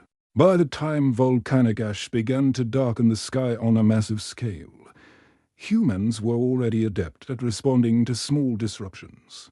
Their success had been cultivated over generations, the ability to move, observe, cooperate, adjust diet, store resources, and respond to subtle environmental signals. While the coming event would stretch these skills to their limits, these foundational strategies would provide the threads upon which survival depended. Imagine the world in a calm moment before the sky darkened. A small band moves along the riverbank.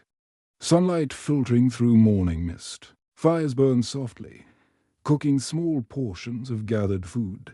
Children practice tracking animal footprints, mimicking their elders. Adults repair tools, inspect water sources, and observe clouds on the horizon. Each movement, each observation, each shared glance carries meaning. Life is deliberate, quiet, and measured. It is the foundation upon which survival rests, a rhythm of attentiveness, patience, and cooperation that will be tested in extraordinary ways when ash begins to fall. As we sit with these reflections, the quiet world of observation, adaptation, and shared knowledge becomes vivid. It reminds us that survival is never a matter of strength alone. It is a matter of attention, connection, and the careful accumulation of experience over time. The skills, behaviors, and social bonds honed during these centuries would carry humans through challenges they could not yet foresee, preparing them for a world suddenly altered by ash, darkness, and environmental uncertainty. Even in the absence of massive ashfall, the world was never entirely predictable. Sudden storms could sweep across plains, toppling trees and flooding low-lying areas. And seasonal cold could damage crops or make hunting more difficult. Rivers could swell unexpectedly, altering familiar routes and forcing careful navigation. Every minor disturbance was an opportunity to learn, and over generations, humans developed an almost instinctive sense of the world's rhythms. Imagine a small band traveling through a valley just as dawn begins to break. Mist clings to the ground, turning blades of grass into tiny prisms catching the first light. The sound of a distant stream mingled with the occasional call of a bird. An elder stops, kneeling to examine tracks in the soft soil. The group pauses quietly, waiting for insight. A subtle shift in the patterns of footprints, the direction of scattered leaves, or the scent carried on the wind provides vital information. Every observation matters. Every pause is a chance to adapt. Local disasters, though relatively rare, reinforced survival strategies. A flash flood could sweep away a small camp, requiring quick relocation and resource management.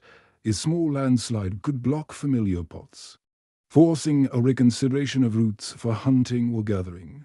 These events demanded responsiveness, communication, and problem-solving, all within a social framework that emphasized cooperation and shared responsibility. Individuals learned to anticipate hazards by observing environmental cues, and the collective memory of these experiences strengthened group resilience. Extreme weather, too, was part of the landscape of survival. Heavy snowfall could make travel treacherous, while sudden heat waves increased the need for water and shade. Humans learned to modify clothing, adjust travel schedules, and reinforce shelters according to subtle changes in the climate. Over time, these adjustments became habitual, integrated seamlessly into daily routines. They were quiet acts of foresight, practiced without fanfare but essential for survival.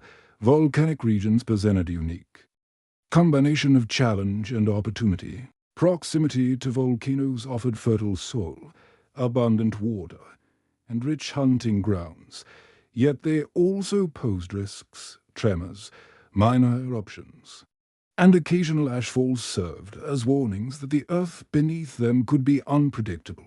Humans living near these regions developed remarkable sensitivity to environmental signals, changes in wind direction, and unusual smells.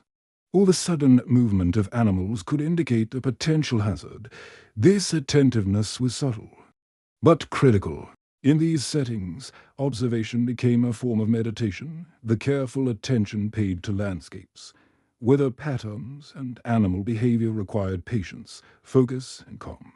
Children learn these skills through imitation, gradually internalizing a rhythm of careful observation. Elders guided, instructed, and corrected. But much of the learning was experiential. It was a quiet education, one that prepared humans not only to navigate ordinary challenges, but also to survive extraordinary ones. Mobility strategies were refined further in response to environmental variability. Bands learned to maintain multiple temporary camps, rotate resource use, and avoid overexploiting any single area. Travel routes incorporated natural landmarks, water sources, and shelter points, forming mental maps that were continuously updated. These movements were deliberate and informed by experience, allowing humans to respond efficiently to sudden changes in resource availability or local hazards. Dietary strategies also evolved alongside mobility. Humans learned to diversify their diet, taking advantage of seasonal abundances and adjusting intake according to scarcity. Foraging, hunting, and fishing were interdependent activities, and all required careful observation. When large game was unavailable, small animals, aquatic resources, and edible plants became critical. Even minor resources, roots, seeds, or insects could sustain a group if collected and prepared properly. Adaptability in diet became as important as adaptability in movement or shelter. Social cohesion remained central. Survival was never an individual endeavor. It was a collective enterprise. The sharing of food, knowledge, and vigilance strengthened bonds and ensured that resources were distributed efficiently. Tasks were allocated according to skill, strength, and experience. Cooperation extended beyond immediate survival needs to include teaching, guiding, and safeguarding younger or less experienced members. It was this web of interdependence that would ultimately help humans endure larger-scale environmental disruptions. Storytelling played a subtle but profound role in this context. Narratives passed through generations reinforced memory, recorded patterns of animal behavior, noted safe and dangerous routes, and preserved lessons learned from previous disasters.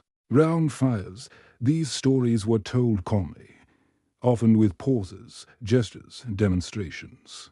They were less entertainment than instruction, a way to encode practical knowledge and social norms in a foe. And that could be remembered, repeated, and shared by the time the skies began to darken with distant volcanic ash. Humans had already cultivated a suite of survival skills.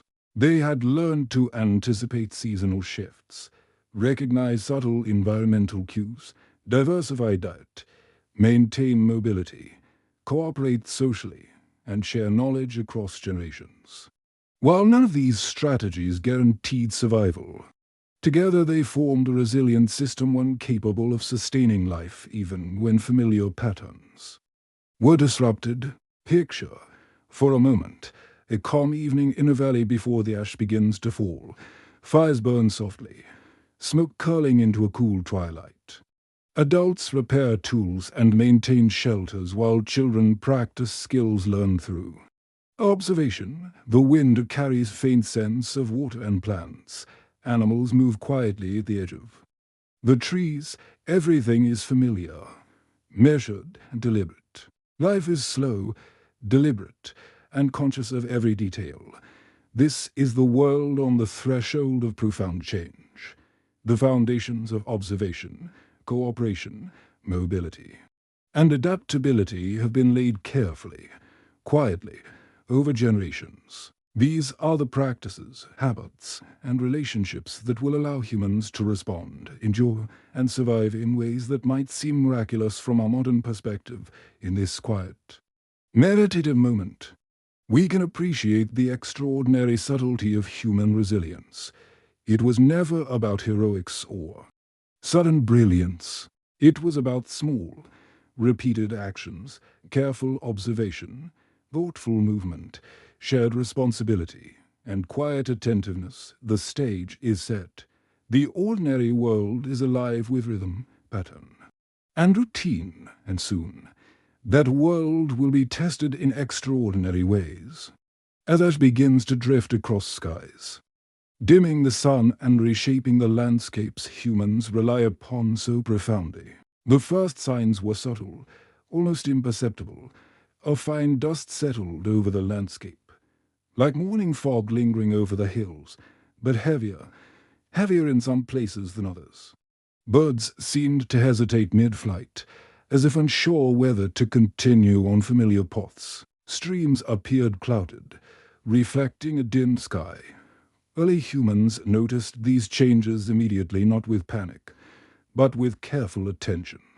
The same mindfulness that had guided their survival for generations. Imagine walking alongside a small band of humans during this period. The air feels different, cooler yet strangely dry, carrying a faint acrid scent that pricks the nose. Adults pause to sniff the wind, raising brows in silent communication. Children tug at their parents' hands, sensing that something is unusual even if they do not understand why. The group does not scatter, but their steps become deliberate. Their pace measured. Every action is informed by experience and observation.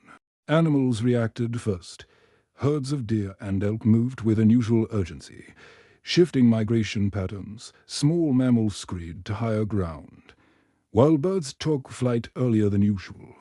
Even the insects seemed restless, buzzing with heightened activity. Humans watched, recorded, and adjusted. Tracking patterns of animal behavior became more critical than ever, as the subtle signals of nature carried new, urgent information. Ashfall began slowly. At first, it was a thin grey haze, drifting down in light, almost delicate layers, but over days the layers thickened, covering familiar trails, settling on plants, and coating water sources. The landscape transformed quietly but unmistakably. Trees wore a ghostly grey sheen, rivers reflected dull light, and the horizon blurred into a soft, opaque curtain. The world that had once seemed steady, predictable, and reliable now demanded adaptation on a grand scale. Early humans drew upon every skill honed over centuries. Knowledge of alternate water sources became crucial as rivers and streams clouded with ash. Foraging strategies shifted, as many familiar plants were now coated or destroyed, forcing exploration into new areas and experimentation with previously ignored species. Hunting required additional caution, as game behavior altered under unfamiliar conditions. The subtle attentiveness developed over generations became a lifeline. Shelters, once sufficient for ordinary conditions, needed reinforcement. Roofs were strengthened to prevent ash accumulation from collapsing lintos or overhangs. Fires, carefully tended, became essential not only for warmth but also to create smoke that could signal location to other group members in a hazy landscape. Movement became slower, more deliberate. as every step risk-covered hazards, hidden streams, or slick terrain. Even small details mattered. Children learned to wipe ash from their eyes and mouths, to watch for slipping on coated surfaces, to avoid inhaling too deeply. Adults monitored health, adjusting diet and water intake as best they could. The world had not stopped being alive. It had simply transformed into a grey, quieter, heavier place, demanding constant awareness and patience. Yet, amid these changes, humans also demonstrated creativity and ingenuity. They experimented with new methods of cooking, trying to make inedible plants palatable, boiling water when sediment threatened to clog drinking sources, and learning which animals could still be hunted safely. Implements were adjusted, some sharpened for new kinds of work, others repurposed to clear ash or dig out hidden plants. Every adaptation was small but vital, reflecting a continuous process of problem-solving in response to an environment that had grown. Suddenly unfamiliar, social cohesion, already central to survival, became even more important. Sharing information about safe routes, edible plants, or shelter sites helped ensure the group's survival. Group members cooperated in maintaining fire, clearing ash, and guiding children. Quiet communication, subtle gestures, and careful observation replaced unnecessary risk-taking. In these moments, human interdependence became more visible, as each individual contributed to a collective effort against an environment that seemed to resist familiarity. The sensory changes were profound yet gentle in some ways. The world became quieter, with a muffling footsteps, softening sounds, and dulling colors. Sunlight filtered through a grey haze, diffused and diffusing shadows. The air, though filled with particles, carried a strange stillness. This altered sensory experience reshaped human perception. Movement required greater attentiveness. Listening became more critical, and sight demanded careful focus to detect familiar landmarks. Under a grey veil, even in the midst of this transformation, humans demonstrated resilience and curiosity. They explored newly revealed areas, tested unknown foods, and observed how animal behavior shifted. Each day provided new lessons, some subtle, some stark. Observation became a meditation, rhythm, a way of maintaining control and understanding in a world temporarily unfamiliar. The quiet diligence of early humans, their attentiveness to every small signal, was as essential to survival as any tool or weapon. Stories, too, took on renewed significance round fires. Elders recounted past migrations, previous encounters with environmental disruption, and lessons learned from animals and seasons. These stories served as guidance, reassurance, and instruction, helping younger members navigate both physical challenges and the emotional strain of a changing world. In a landscape blanketed by ash, storytelling became a thread of continuity, a reminder of human skill and experience even in the face of uncertainty. Imagine for a moment the group moving through a valley now coated in ash. Every familiar landmark is muted, yet every trail is still legible to those who have learned careful observation. A stream appears murky, yet elders recognize its flow and direct the group toward the cleanest sources. Birds fly in irregular patterns, prompting hunters to anticipate changes in herd locations. Children mimic these observations, learning silently the art of survival, their curiosity tempered by guidance and experience. The grey haze surrounds them, yet it does not overwhelm. Instead, it becomes part of the rhythm of life, a new environment to understand, navigate, and respect. Even the sense of time shifted. Days felt longer, marked not by sunlight alone, but by the changing quality of ash-laden skies. Humans adapted sleep, activity, and movement around these subtle cues. Routines were adjusted, new strategies implemented, and the collective patience of the group became a quiet, essential rhythm. The world had changed, But humans, through observation, adaptation, and cooperation, remained capable of navigating it as the ash continued to drift and settle. Humans faced both immediate and long-term challenges. Resources fluctuated.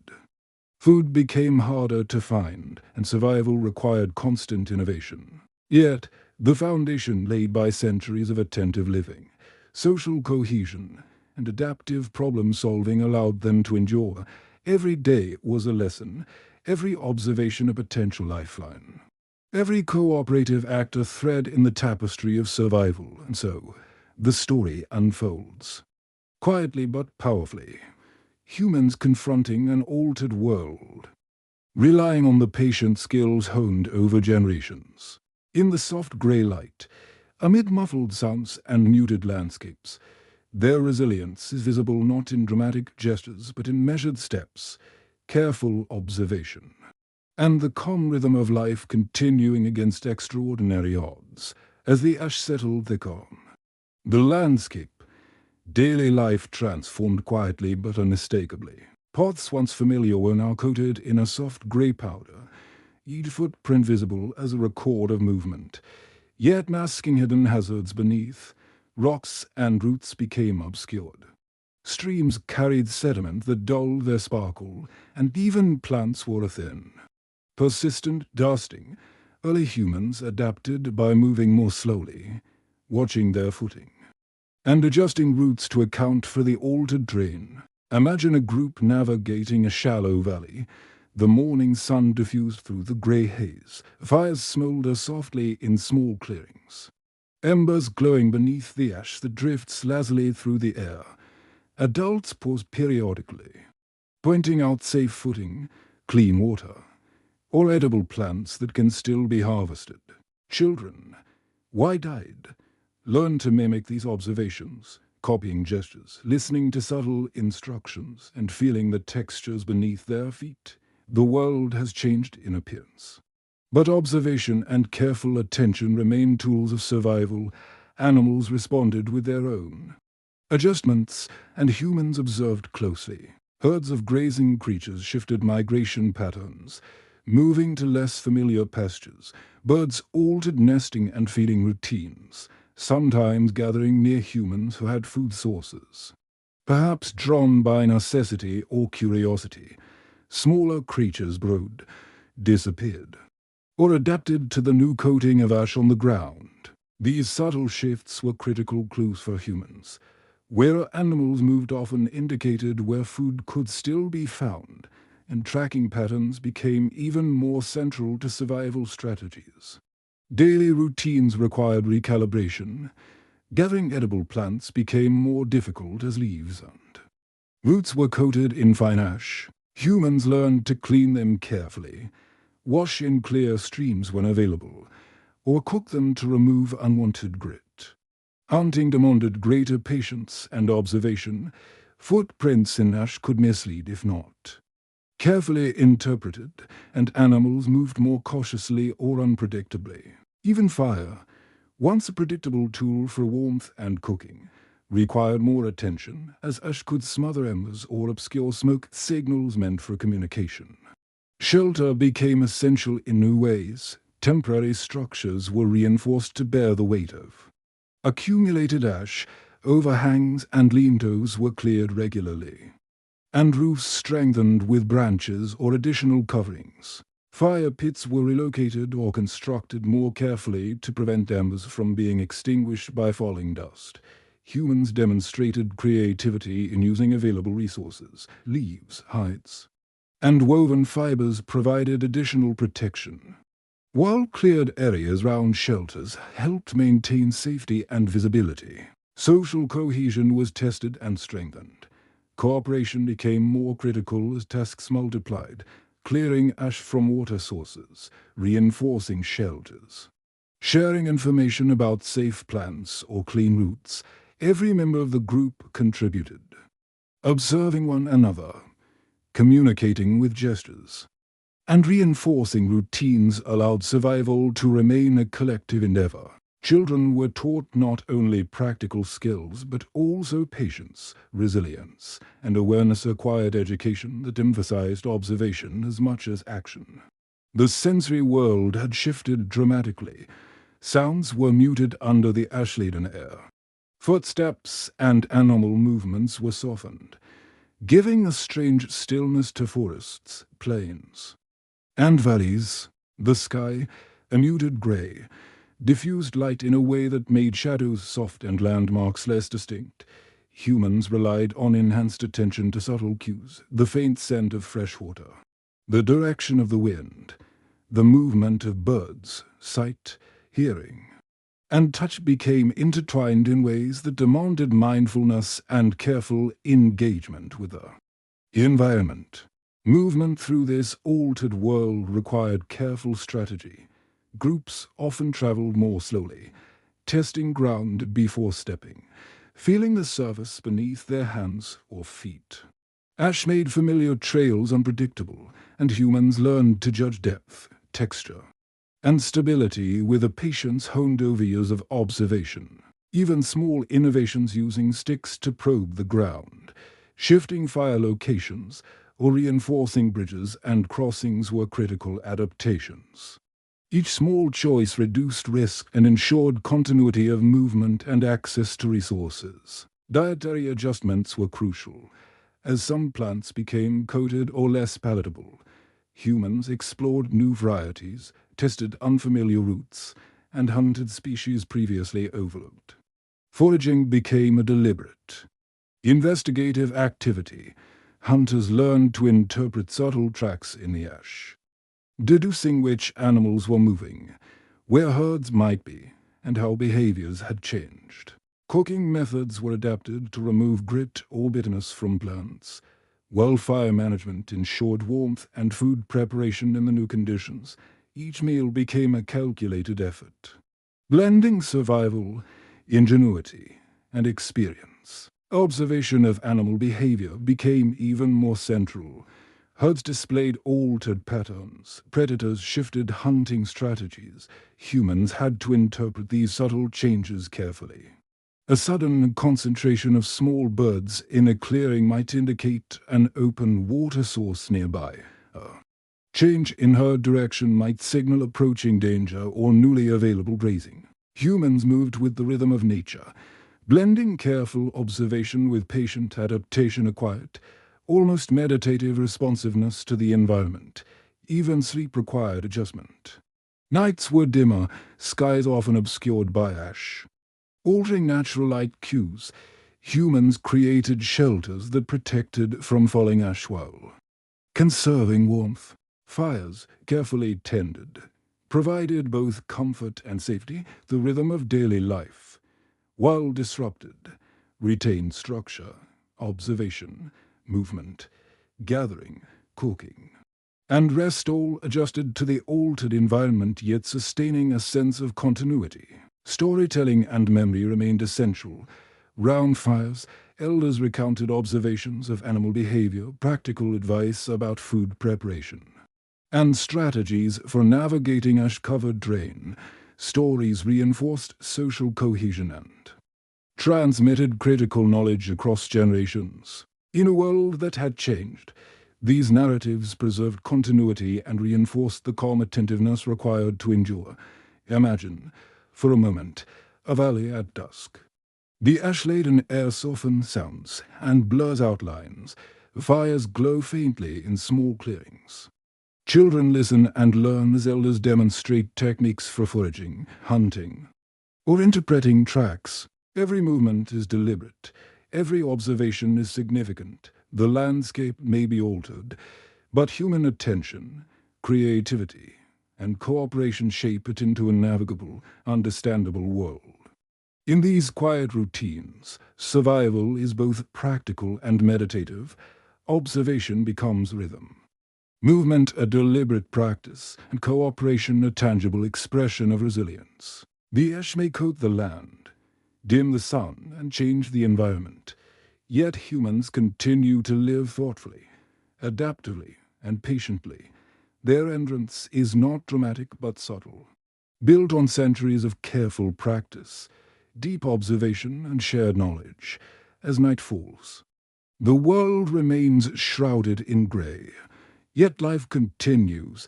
Fires glow softly, smoke curling lazily into the ash-filled sky. Animals settle in new patterns, cautiously, alert to unfamiliar conditions. Humans rest, conserve energy, and prepare for another day of careful navigation, observation, and adaptation.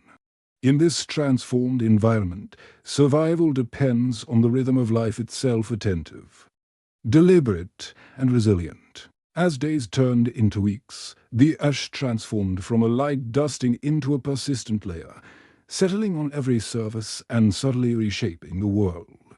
Trees bowed under the weight of accumulated particles, streams ran thick with sediment, and familiar plants were hidden beneath the grey blanket. The once vivid landscape became muted and quiet, with colors subdued and shapes softened. Even the sun, once bright and warm, filtered through a permanent haze, casting a diffuse, pale glow over the land. In response, humans adapted their daily routines with meticulous care. Pathways were cleared where movement was frequent. Footprints were observed for clues about ground stability, and shelters were reinforced or relocated to avoid areas where ash might accumulate dangerously. Fires, carefully tended, required new strategies. Ash could smother flames or fill breathing spaces with smoke. So wind direction and fire size became critical considerations, maintaining warmth, cooking food, and signaling across distances all demanded attentiveness, patience, and constant adjustment. Food sources presented new challenges. Many plants were coated or destroyed, and water sources carried sediment that made drinking difficult. Humans experimented with filtering water through cloth or sand, boiling when possible to remove grit, and identifying which plants remained edible or could be adapted for consumption. Root vegetables, tubers, and hardy grains became essential staples, while hunting required new strategies to track animals whose movements had shifted dramatically. Observation of animals became even more critical. Herds of grazing creatures moved unpredictably, often avoiding open areas coated with ash. Predators, too, altered their hunting patterns. Humans learned to interpret subtle cues. A sudden concentration of birds might indicate water, while the scattered tracks of herbivores revealed grazing locations. These careful readings of the environment allowed humans to make informed choices about where to travel, what to hunt, and how to allocate limited resources. Shelter and clothing became vital tools of survival. Lintos and temporary structures were reinforced with branches, hides, and woven fibers to support the weight of ash accumulation. Clothing was layered to protect against the cold and prevent inhalation of fine particles. Even small adjustments, such as creating ash-free sleeping areas or covering food caches, contributed significantly to resilience.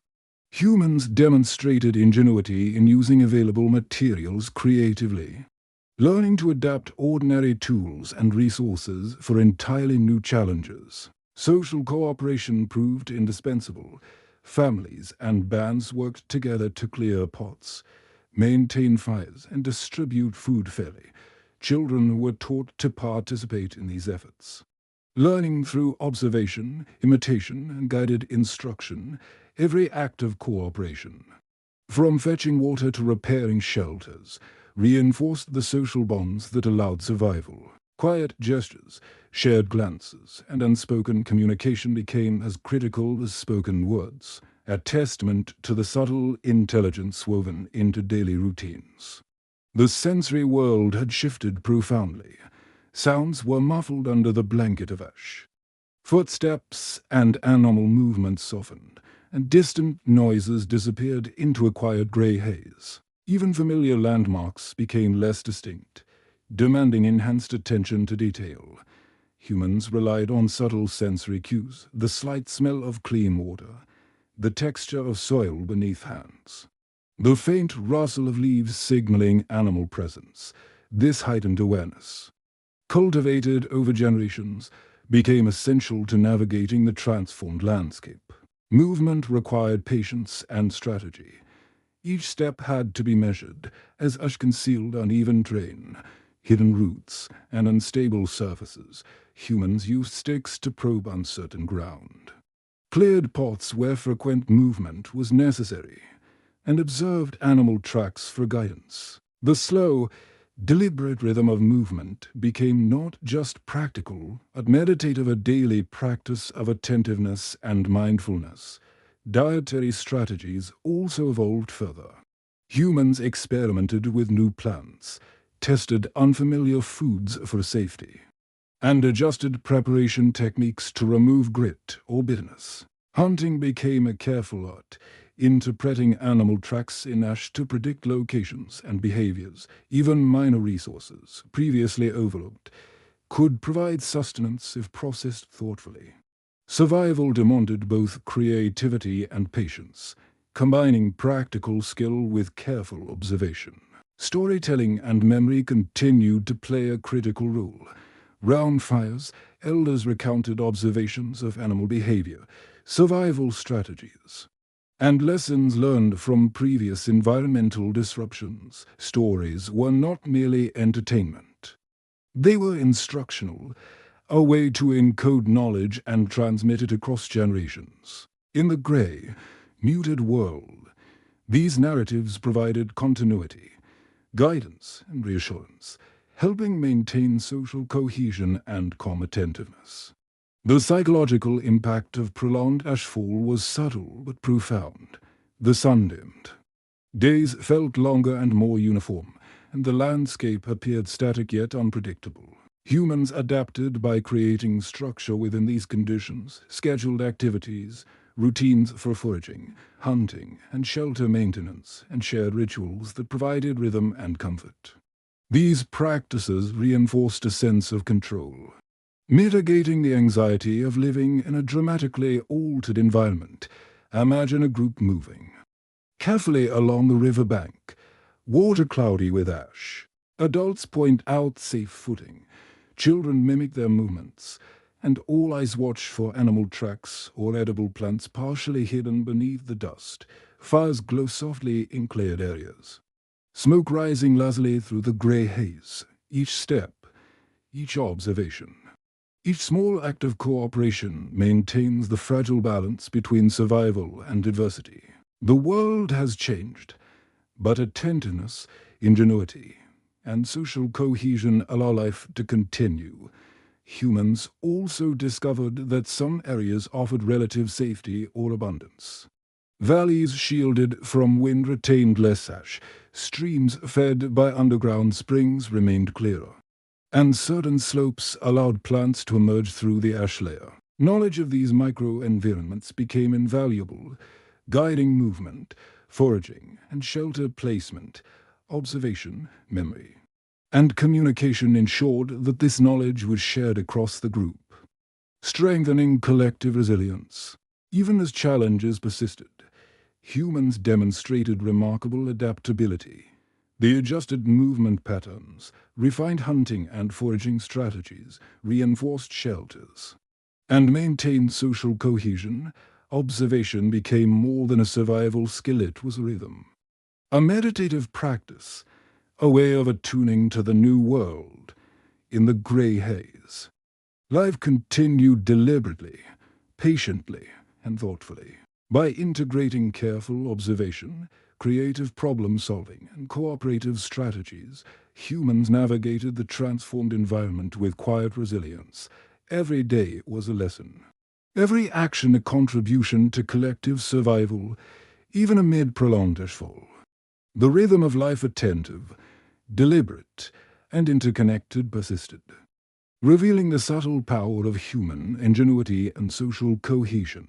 And so, in this muted, grey landscape, survival depended on the same principles humans had cultivated over generations: observation, adaptation, patience, cooperation, and resilience.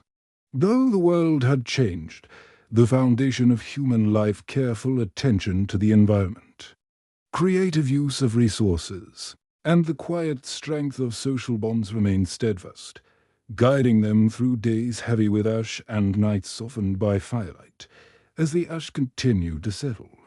Humans discovered that survival depended not only on observation and patience, but also on innovation, small adjustments in tools, shelters, and daily practices became vital in maintaining life in this transformed environment. Even seemingly minor changes, rearranging a fire pit, reinforcing a roof, or sharpening a stone tool differently, could make the difference between comfort, safety, and hardship. Imagine a small band working together to reinforce their shelters. Ash drifts silently from the sky, coating the ground and softening the edges of familiar landmarks. Adults lift bundles of branches, layering them carefully to strengthen lintos and overhangs, leaves, animal hides. And woven fibers are layered over roofs to prevent collapse under the accumulating dust. Children watch, learning the techniques, mimicking each movement, and occasionally testing the sturdiness of a wall or a roof. Through repetition, they internalize knowledge that will be critical for future survival. Tools were also adapted. Stone blades were sharpened for specific purposes, cutting through ash-covered plant material, scraping roots clean, or preparing small animals. Digging sticks were reinforced to help extract tubers from ash-coated soil. Fire-making implements were adjusted to account for the fine dust that could smother embers. Even simple containers were adapted to filter water or hold food without contamination. These innovations, born of necessity, required careful observation, experimentation, and shared knowledge or quiet ingenuity emerging in response to challenge. Shelter placement became a strategic decision. Groups moved toward areas less affected by ash accumulation, such as valleys shielded from wind or slopes where drainage prevented buildup. Natural features, overhangs, rock formations, and dense vegetation were utilized for protection. Paths were cleared and maintained, guiding movement and reducing risk of accidents. Observation of the landscape, combined with experience and collective memory, allowed humans to navigate and settle in relative safety despite the gray haze that obscured familiar markers. Fire management grew increasingly sophisticated. Ash could quickly smother flames or fill shelters with smoke, so humans learned to create windbreaks round fire pits and construct chimneys from hollowed-out branches or stone. Fire became more than warmth or a cooking tool. It became a signaling system, a gathering point, and a marker of safety within a landscape that seemed, at times, indifferent to human presence. Smoke and firelight provided comfort, rhythm, and orientation in a world muted by ash. Dietary adaptation continued to play a central role. Humans observed which plants emerged through the ash, learned which roots and tubers were safe after cleaning, and discovered previously overlooked small animals, insects, or aquatic resources. Cooking methods were adjusted to remove grit or bitterness. Even minor food sources became essential when familiar staples were covered or destroyed. Patience, experimentation, and attention to detail were constant companions in this delicate balance between scarcity and sustenance. Animal behavior remained a guiding force. Humans observed the subtle shifts in movement, feeding, and nesting, using these patterns to predict where resources could be found or which areas might be hazardous. Herds moved differently. Predators adjusted hunting strategies, and even birds changed flight patterns in response to ash accumulation. Interpreting these behaviors required quiet focus and deep understanding. Skills cultivated over generations but now applied with heightened intensity. Daily routines required constant adjustment. Foraging became a meticulous task, as plants were hidden under ash or partially damaged by the dust, roots, tubers, and hardy shrubs became vital sources of nutrition. Humans experimented with cooking techniques, boiling, roasting, or scraping foods to remove grit and enhance edibility. Hunting required patience and attention. Footprints in ash could mislead the inexperienced, while shifts in herd patterns necessitated careful tracking and strategy. Every meal was a product of observation, skill, and careful preparation. Water sources were similarly affected. Streams and shallow rivers were muddied, carrying ash and sediment that made drinking difficult. Humans developed techniques to filter and clarify water, using cloth, sand, or small settling containers. Springs and underground sources became valuable, and knowledge of their locations was shared carefully within the group. Observation of subtle changes in water clarity or flow became an essential part of daily routines, guiding movement and ensuring safety. Animal behavior remained a crucial guide. Herds of herbivores moved to areas with less ash accumulation, while predators shifted their hunting grounds accordingly. Humans learned to interpret these subtle patterns.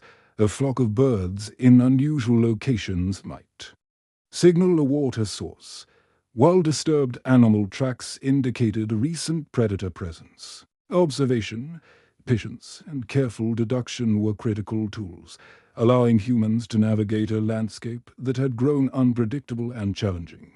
Social cohesion and cooperation became even more pronounced. Tasks were divided carefully. Some cleared paths or maintained shelters. Others foraged, hunted, or monitored water sources. Children participated under supervision, learning not only practical skills but also the rhythm of attentiveness and patience necessary for survival. Quiet gestures, subtle communication, and shared observation reinforced social bonds and ensured that knowledge and strategies were passed from one generation to the next. Even small, seemingly ordinary activities took on new significance. Children practiced clearing ash from water or food, testing the stability of branches or roots, and observing animal behavior. Every action contributed to survival, and every observation added to collective knowledge. Life under ash was a slow, deliberate practice of mindfulness, where attention, patience, and adaptation were essential. Storytelling continued to hold a central role. Round fires, elders recounted previous experiences with environmental disruption, shared lessons about edible plants or animal behavior, and passed on strategies for navigating the ash-laden landscape. These stories were practical, instructive, and comforting, providing guidance, continuity, and reassurance in a world that had changed so profoundly. The rhythm of storytelling, with pauses, gestures, and demonstrations, helped maintain focus, memory, and social cohesion. The environment itself revealed subtle opportunities. Some valleys were naturally shielded from ash accumulation. Slopes with good drainage allowed plants to emerge, and sheltered grooves provided respite for both humans and animals. These microenvironments were carefully observed, recorded mentally, and shared within the group. Knowledge of these areas allowed more efficient foraging, safer travel, and better shelter placement. Observation of small differences in drain and vegetation became critical for long-term survival. Humans demonstrated ingenuity not only in tools and shelters but in problem-solving and long-term planning. Stone tools were refined for new purposes: digging, scraping, and processing foods altered by ash. Containers were adapted for filtering water or storing food safely. Fire management techniques evolved to reduce smoke inhalation and protect embers. Even movement strategies were optimized. Paths were mapped mentally, resting points chosen carefully, and travel timed according to ashfall patterns. Each innovation, though subtle, strengthened the group's resilience. Life became a blend of routine and responsiveness. Observation dictated action. Noticing the weight of ash on a branch, a sudden gust of wind, or the appearance of a new plant could signal opportunity or risk. Humans adapted continuously, integrating new information into established patterns. Patience Attentiveness and careful coordination formed the backbone of daily existence, allowing survival not through luck but through deliberate, sustained practice. Even the psychological dimension of life under ash required adaptation. The dimmed light, muted colors, and quiet environment could feel isolating. Humans created structure and comfort through shared tasks, storytelling, and the rhythm of observation and movement. Fires, shelters, and familiar routines provided stability, while the guidance of elders reassured children and reinforced a sense of continuity. Emotional resilience was intertwined with practical skills, forming a foundation that allowed humans to endure environmental stress with command. Attentiveness. Imagine a group moving at dawn, the grey sky diffused with faint light, ash coating the ground and muted trees. Fires glow faintly in cleared areas, smoke curling gently upward. Adults carefully observe tracks, point out safe spots, and instruct children in foraging and tracking. The rhythm of life continues deliberately. Gather, prepare, observe, move, rest, and repeat. In every step, every gesture, every shared lesson, the group sustains itself quietly but steadily. Through months of ashfall, humans demonstrated the subtle power of resilience.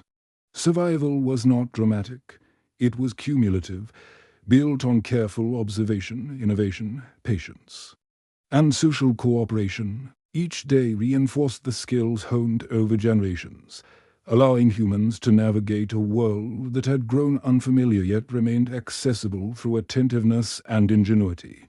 In this grey, quiet landscape, life continued rhythmically.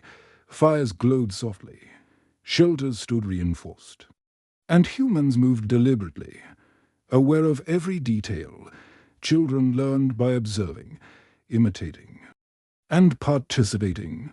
Elders guided and instructed, preserving knowledge and social cohesion. Animal movements provided constant feedback, and the landscape, though transformed, offered opportunities for adaptation.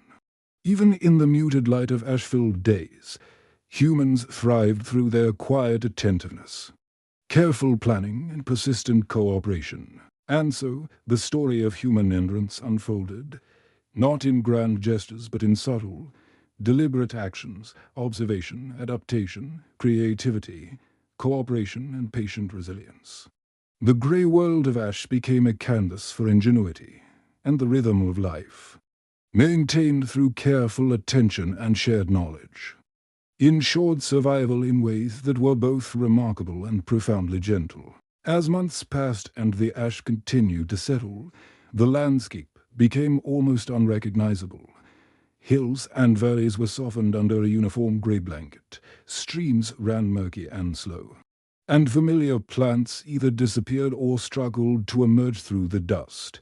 Yet, humans adapted in remarkable ways, guided by careful observation, patience, and ingenuity. Their survival depended not on extraordinary strength, but on an extraordinary ability to notice subtle changes, respond deliberately, and cooperate within the group. Daily life became a delicate balance of routine and adaptation. Foraging required close attention. The smallest signs of edible plants peeking through ash were recognized and harvested carefully. Roots and tubers were cleaned meticulously, while cooking techniques evolved to remove grit or bitterness. Water sources were assessed constantly, filtered with cloth, sand, or settling vessels, and used judiciously. Movement through the landscape was slow, deliberate, and guided by an intimate understanding of terrain, animal tracks, and subtle environmental cues. Animal behavior remained a key guide. Herds shifted in response to ash accumulation, predators adjusted hunting patterns, birds altered flight and nesting. Humans observed these changes with keen attention. A small flock of birds gathering near a stream might indicate a clear water source, while the direction of hoofprints revealed herd migration. These observations informed hunting strategies, foraging routes, and shelter placement in a world transformed by ash. Animal behavior became an essential language that humans learned to read and interpret with care. Shelters and tools were continuously adapted. Lintos and natural overhangs were reinforced with branches, leaves, and hides. Roofs were angled to shade ash. Walls were strengthened, and entrances were shielded. Stone tools were sharpened and repurposed for new tasks. Digging roots, processing plants, scraping hides, and preparing food in ash-laden conditions. Even small adjustments reinforcing a fire pit, repositioning a shelter, or modifying a container made a significant difference in daily life. Innovation became a quiet, constant companion, blending observation, experimentation, and practical skill. Social cooperation was crucial. Every member of the group had roles to play. Some cleared pods, others maintained shelters, while others foraged or monitored water sources. Children learned by observing and participating in small tasks, internalizing the rhythms of attentiveness and careful action. Communication relied on subtle gestures, quiet words, and shared understanding, ensuring that knowledge and strategies were passed on efficiently in a muted, ash-filled world. Cooperation was as vital as survival skills themselves. The sensory environment shaped perception and awareness. Sounds were muffled, colors muted, and distances softened under the gray haze. Humans learned to rely on subtle cues, the texture of soil beneath hands and feet, the faint scent of water, or the quiet movement of animals. Observation became a meditative practice, slow, deliberate, and attentive. Every gesture, every glance, every step contributed to understanding the world and maintaining safety. Storytelling continued to reinforce knowledge and social cohesion.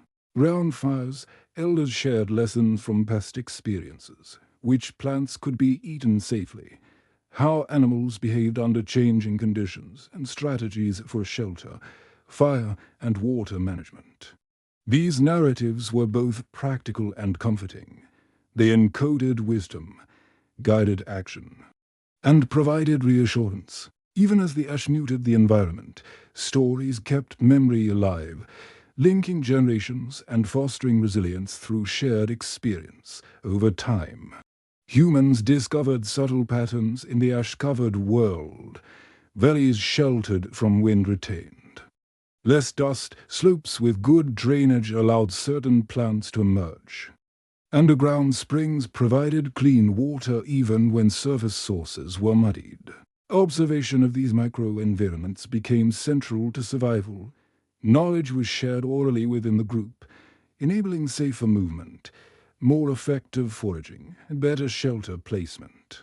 The world, though altered, still offered resources to those attentive enough to notice them.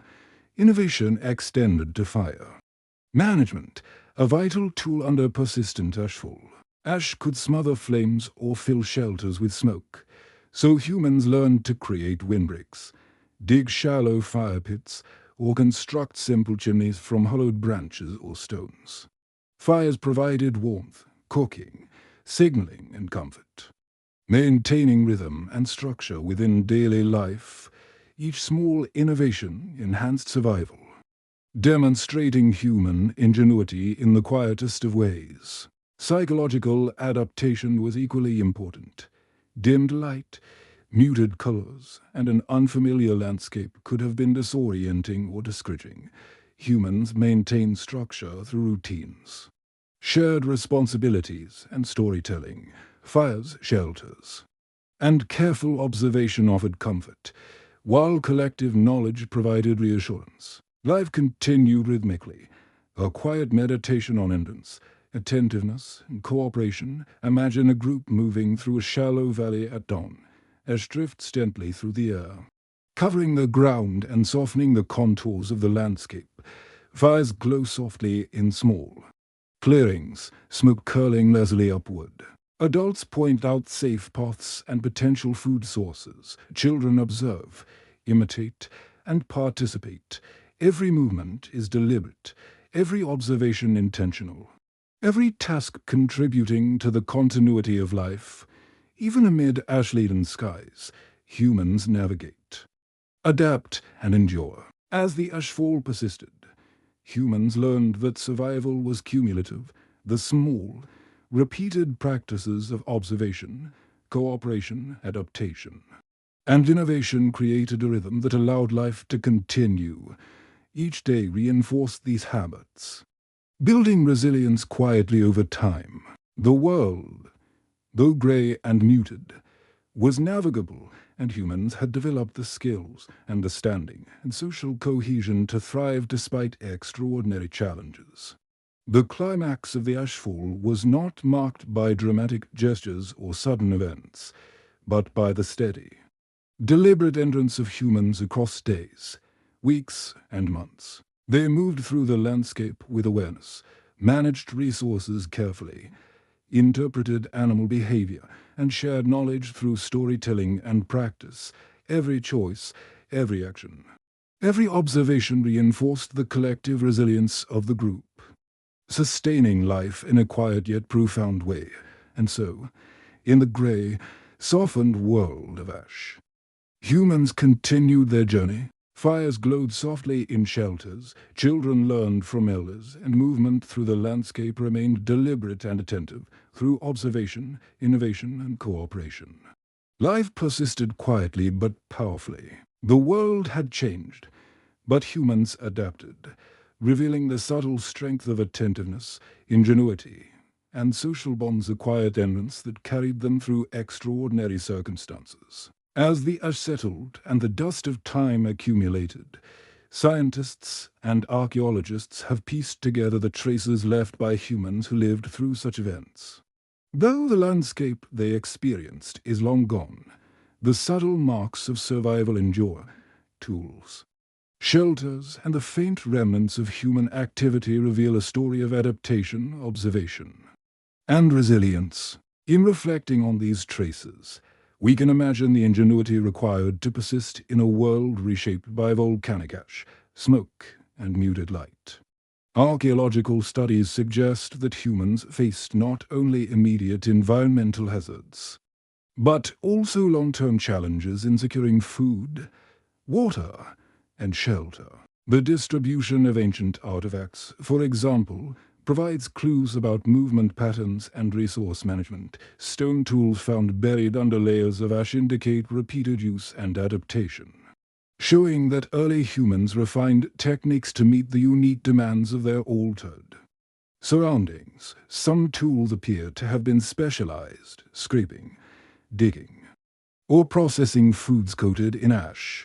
Others hint at social organization, as resources like stones or hides may have been shared or worked collaboratively. Anthropologists speculate that social cohesion was a decisive factor in survival. Groups that cooperated efficiently, shared knowledge, and divided labor likely endured longer in harsh conditions. Observation of modern hunter-gatherer societies provides analogues: attention to subtle environmental cues, distribution of responsibilities, and structured daily routines all enhance resilience.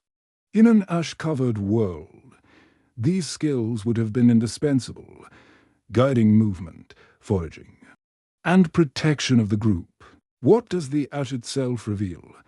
Layers of volcanic dust tell a story of timing, intensity, and impact.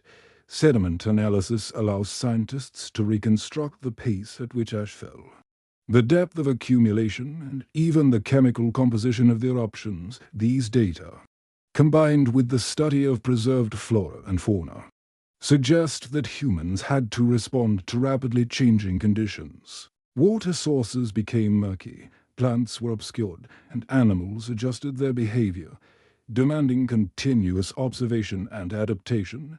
The ash was not merely a physical obstacle. It was a dynamic environmental signal, conveying subtle but critical information to those attentive enough to read it. The archaeological record also shows adaptations in shelters, evidence of reinforced structures, carefully chosen sites. And fire management suggests that humans learned to optimize safety and efficiency. Lean-to.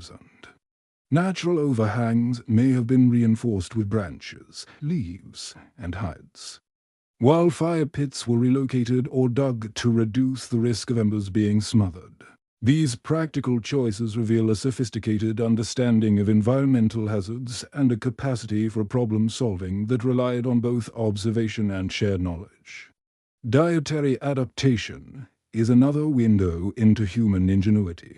Analysis of plant remains and cooking residues shows that early humans learned to cleanse and prepare foods covered in ash, identify edible roots and tubers, and experiment with previously overlooked resources. Water filtration and storage techniques were critical, particularly when surface sources were compromised.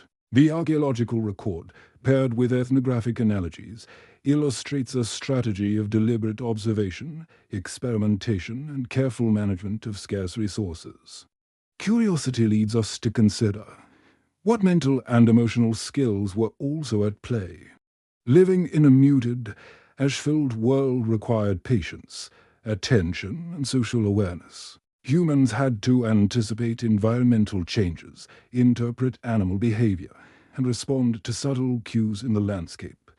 Cognitive flexibility, memory, and cooperative planning were just as critical as physical strength. The archaeological evidence, careful tool construction, strategic shelter placement, and evidence of food preparation points to not just survival, but attentive, thoughtful engagement with the environment. Theories in anthropology suggest that these challenges may have accelerated certain aspects of human development. Groups confronted with environmental stresses often develop tighter social networks, more precise communication methods, and sophisticated problem-solving strategies. This period of ashfall might have been a crucible for honing skills in observation, collaboration, and innovation. Even small, incremental adaptations modifying a tool, refining a fire pit, sharing knowledge could accumulate into a culture of resilience. Some mysteries remain. We can speculate about rituals, storytelling, and cultural practices that might have risen in response to the ash. Did humans develop songs, chants, or quiet meditations round fires to reinforce attention and patience? Were narratives told to preserve memory, transmit knowledge, and guide social cohesion?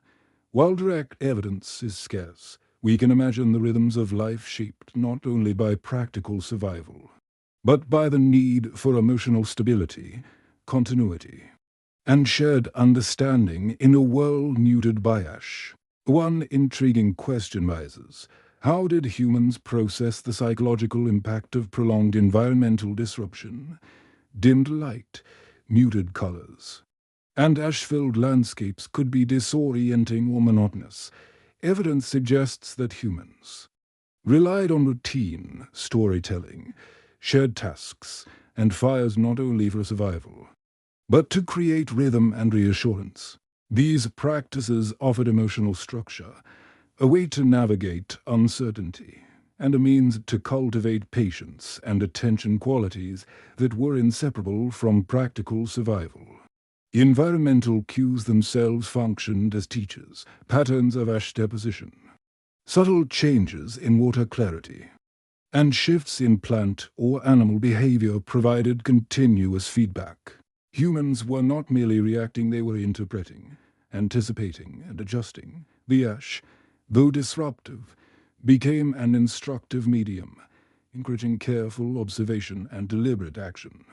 In this sense, the landscape was both challenge and guide, shaping human cognition, perception, and social coordination. Scientific analysis provides further depth. Sediment layers, chemical composition, and fossilized plant and animal remains allow researchers to reconstruct the pace and intensity of ashfall events. By understanding these dynamics, scientists can imagine the daily realities faced by early humans: intermittent darkness, obscured resources, and altered animal behavior. These reconstructions underscore the cumulative nature of survival, emphasizing patient observation, careful resource management, and continuous adaptation. Curiosity invites us to ask what-if questions. What if a group failed to notice subtle animal cues? What if water sources became permanently unusable? What if fire management strategies failed repeatedly? The archaeological record shows that survival was not guaranteed. It was the product of repeated, attentive actions, careful social coordination, and cumulative learning over time. Small errors could be costly, while careful observation and cooperation allowed life to persist. Dietary adaptation also reveals creative thinking. Analysis of plant remains and residue traces indicates that early humans experimented with previously overlooked or ash-covered foods, refining preparation methods to ensure edibility. Tubers, roots, and hardy plants were selectively harvested, cleaned, and cooked, while animals were tracked strategically, sometimes from subtle impressions in ash or shifting behavior patterns. This combination of careful observation, experimentation, and flexible problem-solving illustrates the subtle ingenuity woven into daily survival. Another layer of inquiry concerns long-term adaptations. Anthropologists suggest that extended exposure to environmental stresses may have accelerated cognitive, social, and technological development. Groups that learn to interpret ash deposition, animal behavior, and plant emergence likely developed more nuanced observational skills and cooperative strategies. Tool refinement, shelter optimization, and resource management evolved incrementally, demonstrating that survival in an ash-filled world was a slow, cumulative process of learning and adaptation. We might also imagine cultural and social dimensions, storytelling, rituals, and shared attention likely served to reinforce memory and social cohesion. Fires, aside from warmth and cooking, became spaces for communal focus, reflection, and teaching. Children learned not only through demonstration, but through immersion in a world of subtle observation and shared practice. In this way, cognitive and cultural development were intertwined with survival strategies, each reinforcing the other in a rhythm of attentive engagement with the environment.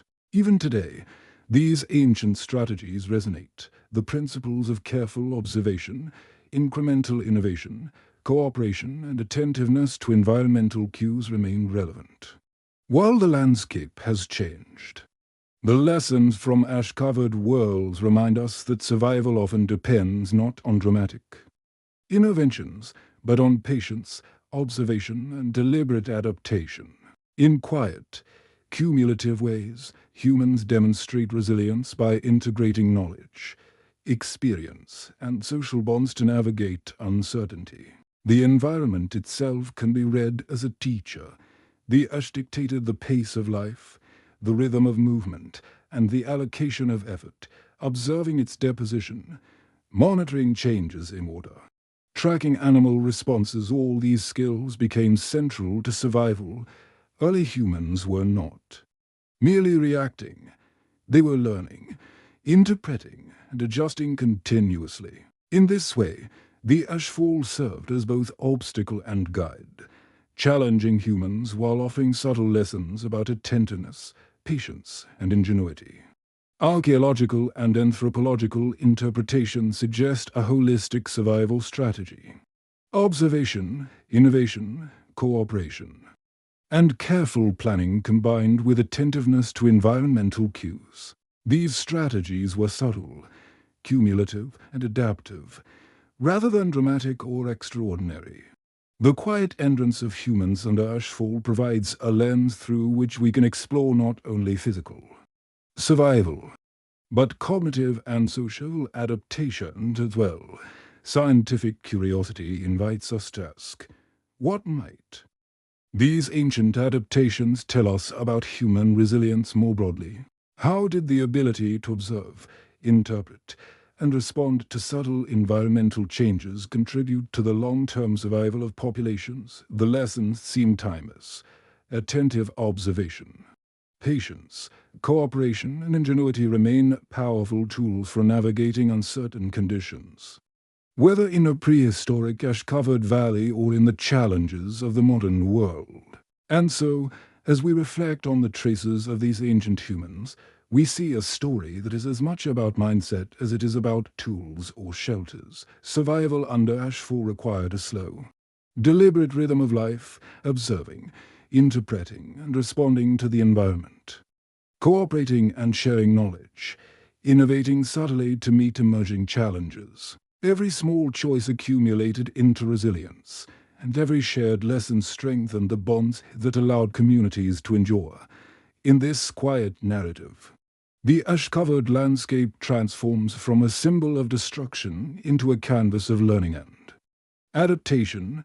Humans were attentive students of their environment, translating observation into action and action into continuity. Through careful attention, innovation, and social cohesion, life persisted quietly but powerfully, revealing the depth of human ingenuity and the subtle rhythms of survival in a challenging world. As we peer into the past through the lens of archaeology and anthropology, the ash-covered world reveals more than just survival. It hints at the ingenuity, observation, and adaptability that defined human experience. Scholars have reconstructed patterns of movement, resource management, and social cooperation from the faint traces left behind. Stone tools, remnants of shelters, and traces of fire pits speak of a deliberate, attentive approach to life, where small, repeated practices ensured resilience in the face of profound environmental change. Consider the tools themselves, sharpened stones, carefully shaped and repeatedly used, were not simply functional. They reflected observation, experimentation, and adaptation. Some tools were designed for scraping ash-covered plants or processing tubers, others for cutting and shaping hides or branches to reinforce shelters. Archaeologists have noted subtle wear patterns, suggesting continuous adjustment and refinement. In this sense, survival was as much a cognitive task as a physical one, requiring awareness of how materials behaved in a landscape transformed by ash. Water and food management offer further insights, evidence of early filtration techniques, boiling practices, and careful storage suggest that humans were attentive to contamination, scarcity, and the changing behavior of plants and animals. Even small interventions covering food caches, filtering water through cloth or sand, or clearing ash from a stream illustrate a deep understanding of cause and effect. These practices reflect not only practical ingenuity, but also patient observation over time. Humans were learning, experimenting, and refining strategies in response to environmental feedback. Animal behavior remained central to survival.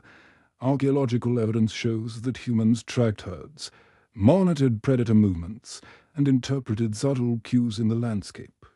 Footprints preserved in ash, bird congregations near water, or changes in grazing patterns all provided information critical to decision-making.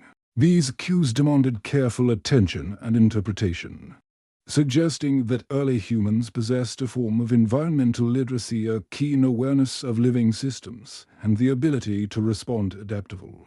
Why? Anthropologists speculate that social cohesion was equally vital. Groups that shared knowledge, distributed labor efficiently, and maintained communication were more likely to survive extended periods of ashfall.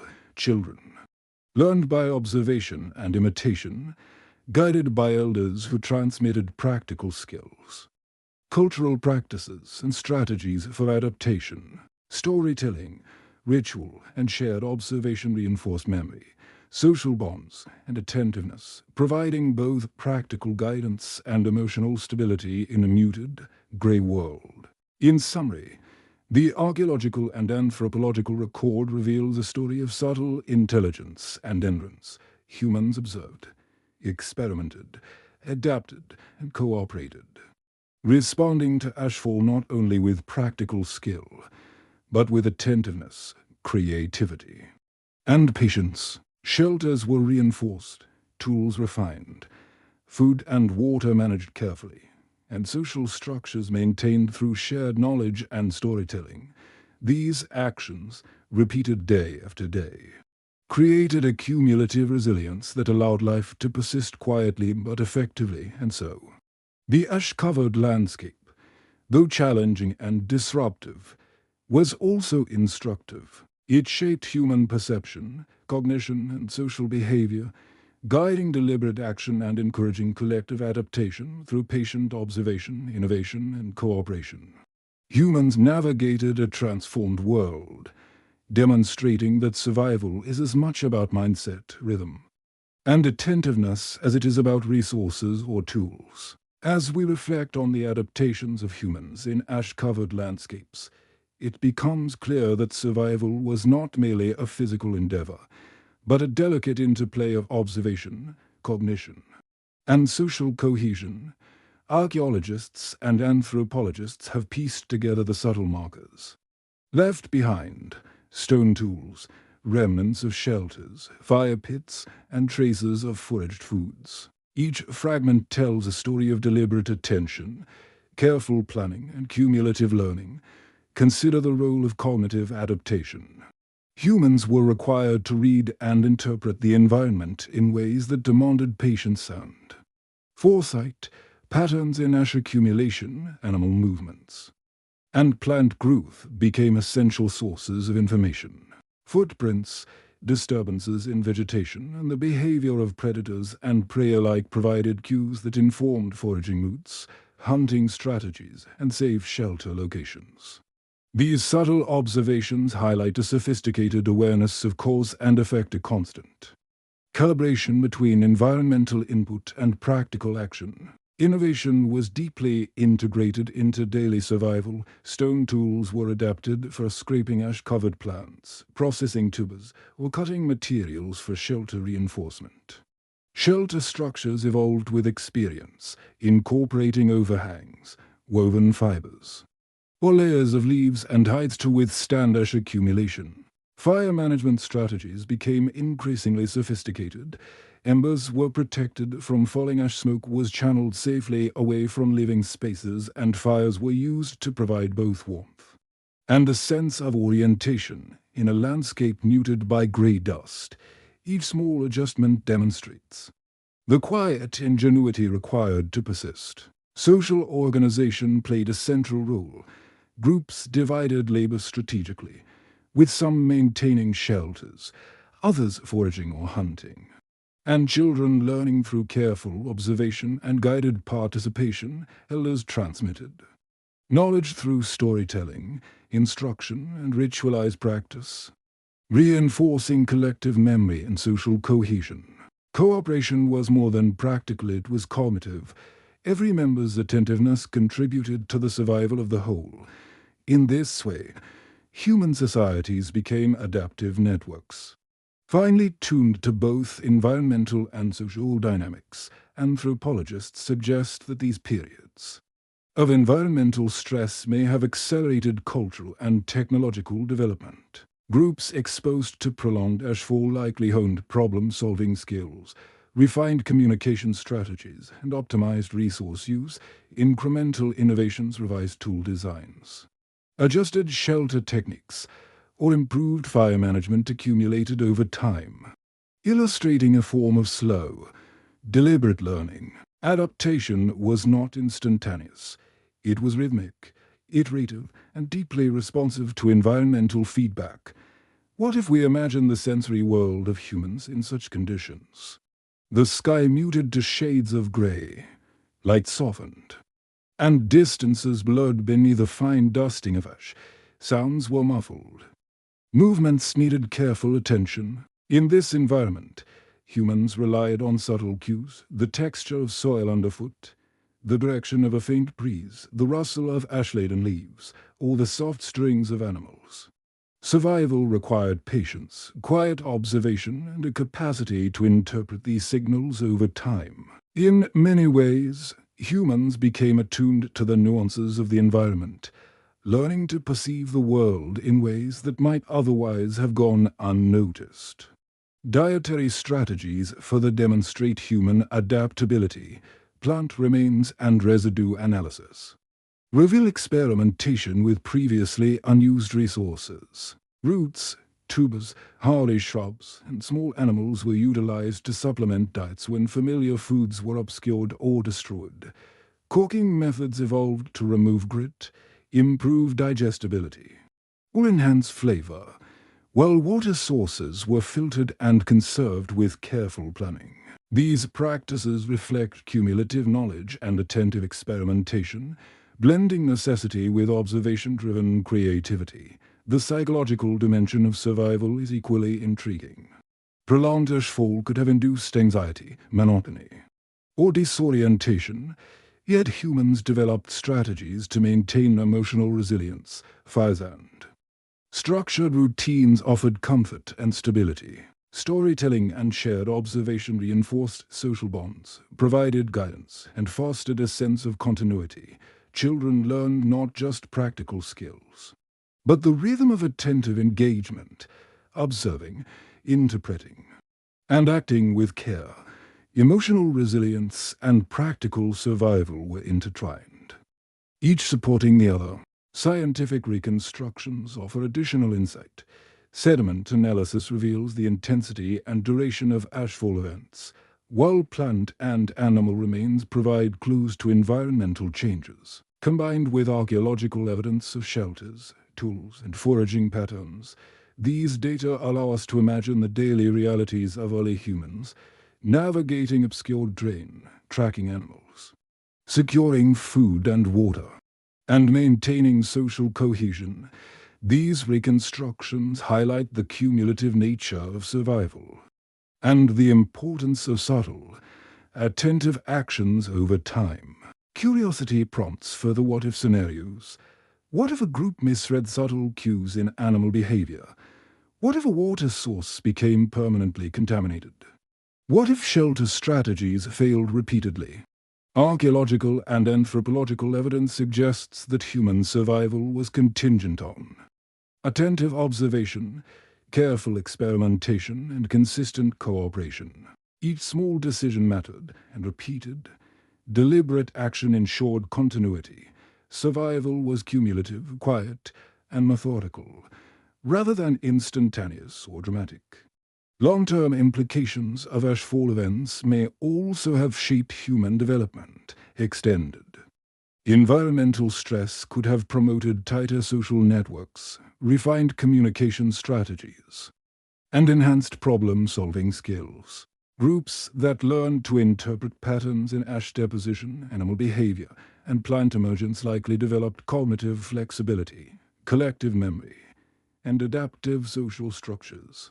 The rhythms of life, daily observation, careful planning, incremental innovation, and shared storytelling were essential in shaping resilient communities. In imagining the human experience during prolonged ashfall, we see a world where survival depended on attentiveness, ingenuity, and social cohesion. Humans observed, experimented, and cooperated in subtle but meaningful ways.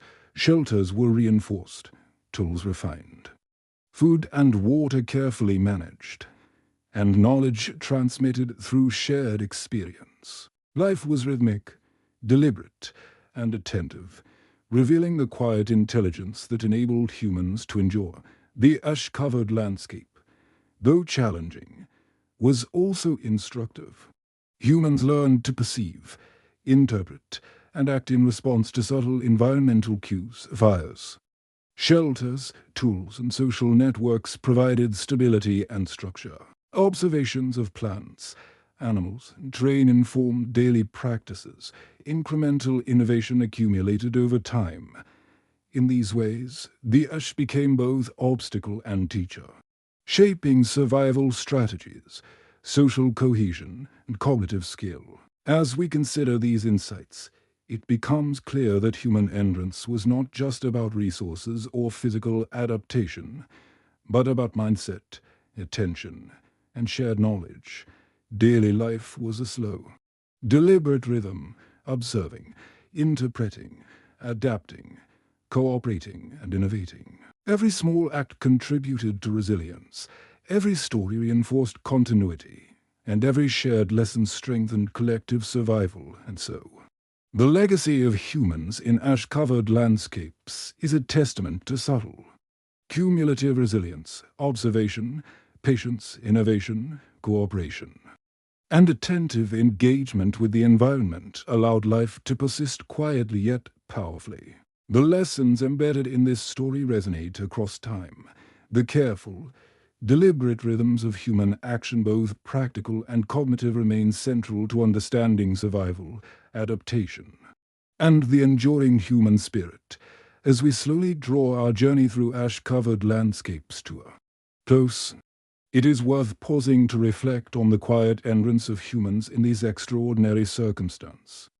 The traces left behind: stone tools, reinforced shelters, remnants of fires, and foraged foods tell a story not just of survival, but of attentiveness, patience, and ingenuity. Every careful observation, every small adaptation, and every shared lesson contributed to a rhythm of life that allowed humans to endure the muted, ash-laden world. Imagine walking alongside these early humans as they move through a softened landscape. Ash drifts gently in the air, muted grey tones stretching across hills and valleys. Fires glow softly in small clearings, smoke curling lazily into the quiet sky.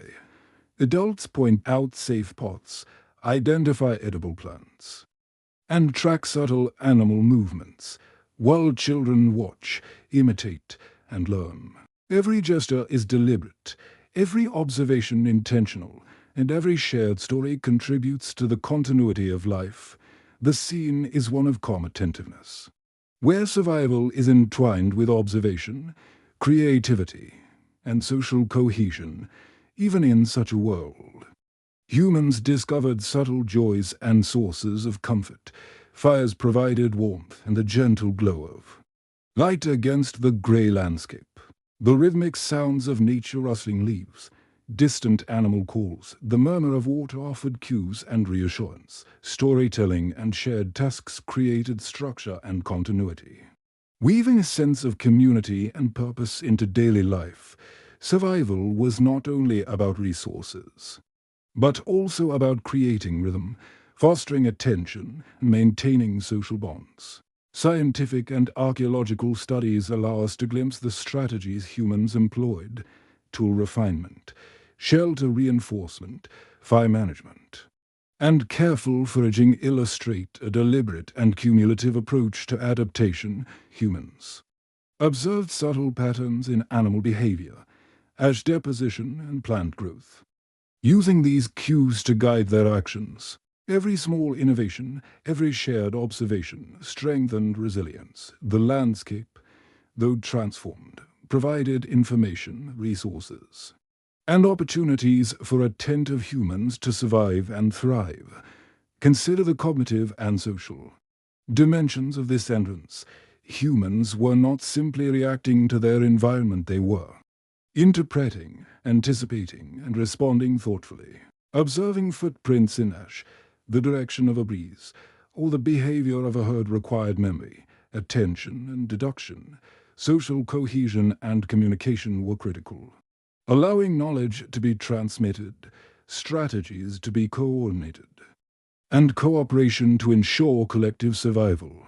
Storytelling, rituals, and shared tasks reinforce these skills, embedding practical wisdom and emotional resilience in daily life. What if we pause to imagine the lessons humans learned through this experience? Observation, patience, cooperation, and ingenuity emerge as central themes. These were not dramatic or immediate skills, but quiet, cumulative abilities honed over time. Small, deliberate actions reinforcing a shelter, filtering water, tracking animals, or sharing knowledge accumulated into long-term resilience. Even the muted light, muffled sounds, and grey landscape contributed to attentiveness and careful engagement with the environment, shaping both behavior and perception. Dietary adaptation and resource management reveal the subtle creativity required for survival. Tubers, roots, hardy plants, and small animals were carefully harvested, cleaned, and cooked. Water was filtered, conserved, and distributed with attention to contamination. Every meal was a product of observation, experimentation, and social coordination. Humans learned to adjust, refine, and innovate, integrating new information into daily routines. In this way, survival became a rhythm of attentive engagement, where each act reinforced continuity, skill, and social cohesion, even as the Ush reshaped the environment. Humans retained a sense of continuity and purpose. Fires, shelters, tools, and social structures provided stability. Observation of the landscape, animals and plants guided daily life. Children learned through guided participation and quiet imitation. Storytelling preserved memory, reinforced social bonds, and offered reassurance. The muted world of Ash became not only a challenge but a medium for learning, adaptation, and reflection. Scientific perspectives help us appreciate the complexity of these adaptations. Sediment analysis, plant and animal remains, and archaeological evidence of tools and shelters reveal a delicate interplay of observation, innovation, and cooperation. Humans developed strategies that were incremental and cumulative, building resilience quietly over time. Each small adjustment sharpening a tool, adjusting a shelter, refining a fire pit demonstrates the thoughtful, attentive nature of survival. Anthropological theories suggest that these experiences may have shaped cognitive, social, and cultural development. Groups exposed to environmental stress often refine problem-solving skills, enhance communication, and strengthen social networks. Children learn not only practical skills but also the rhythms of attentive observation and collective action.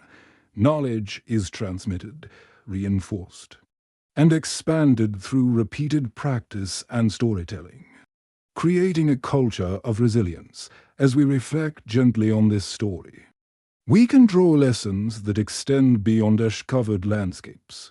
Life often presents challenges that require patience, attentiveness, and cooperation. Observing carefully, responding thoughtfully, and sharing knowledge can turn uncertainty into manageable patterns.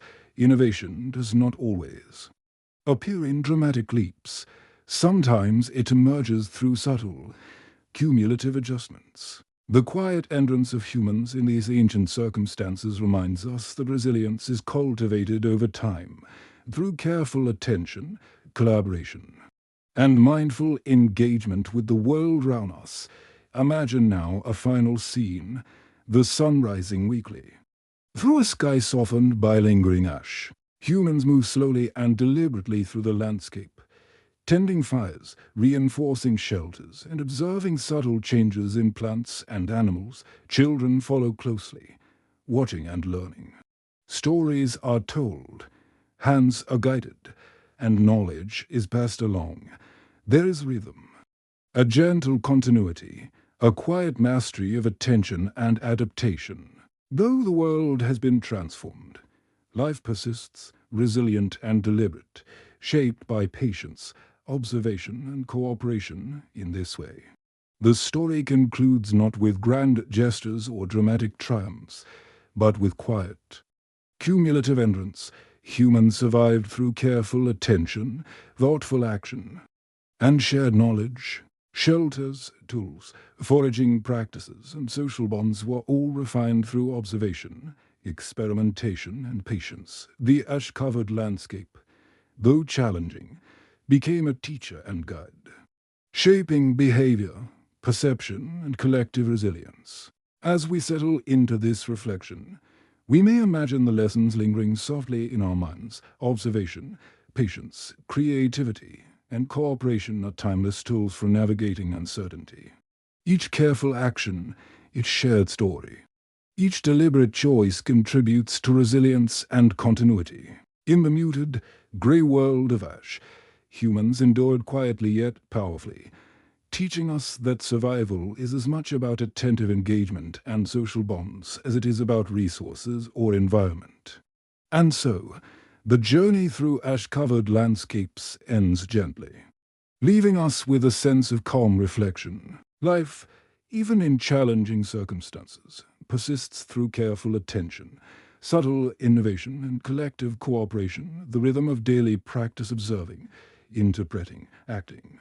And sharing creates a quiet strength that endures across time, reminding us of the resilience, ingenuity, and attentiveness that define the human experience. As we continue to drift slowly through this imagined landscape, it is comforting to consider the persistence of humans in the ash-covered world, every soft footfall over muted grey terrain, every careful tending of a fire, every gentle observation of plant or animal, contributed to the delicate continuity of life. Even amid challenge, humans found ways to structure their days, maintain social bonds, and engage with the environment with patience and attentiveness. Fires, still softly glowing in the twilight of ash-filtered light, provided warmth and guidance. The faint crackle of embers and the gentle curling of smoke created a quiet rhythm, a heartbeat of human presence in an otherwise muted world.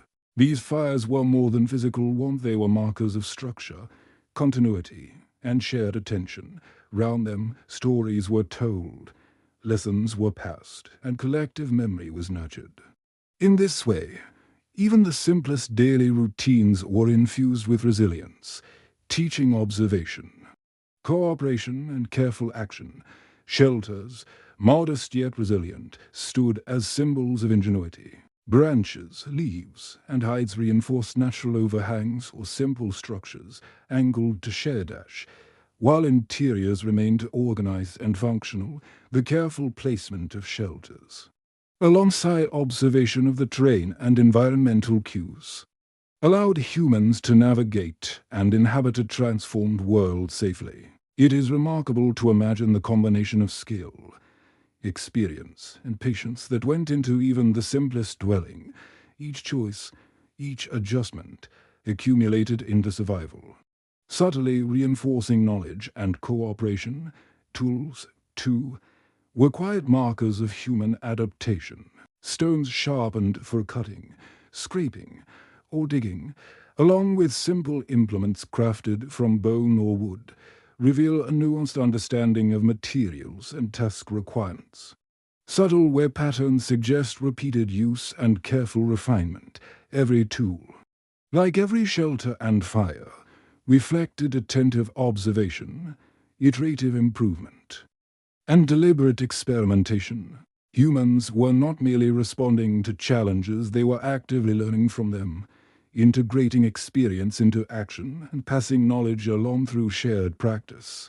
Water and food management were equally delicate practices. Streams muddied by ash required careful selection, filtration, and conservation. Tubers, roots, hardy shrubs, and small animals were foraged, cleaned, and prepared with attention to detail. Even small practices, repeated over days and weeks, accumulated into effective survival strategies.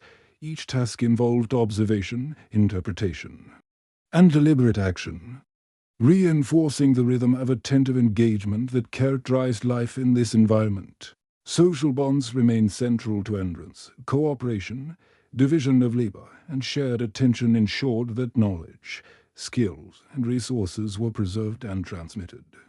Children learned by observing adults, gradually internalizing the rhythms of careful observation, thoughtful action, and attentive participation. Elders passed down lessons through stories, ritual, and hands-on guidance, reinforcing continuity, memory, and emotional stability. In this way, survival was not only a matter of physical skill, but also of social and cognitive cohesion. Imagine now the sensory world. The soft grey light diffused through lingering ash, the muted sounds of the landscape, the subtle movements of animals, and the gentle warmth of a fire.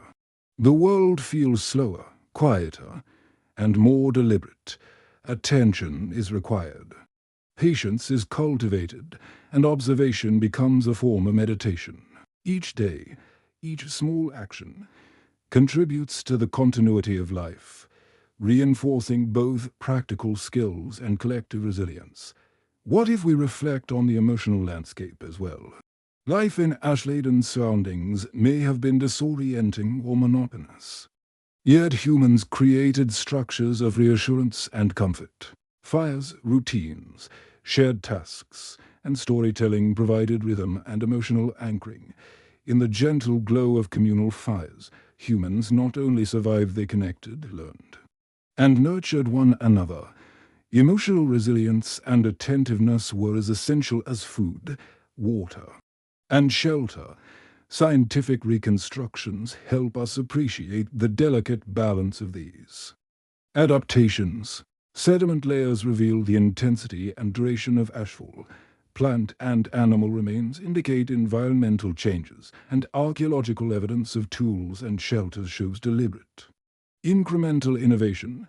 Survival depended on subtle observation, careful experimentation, and cumulative learning. Every small choice contributed to resilience, and every shared lesson reinforced collective continuity.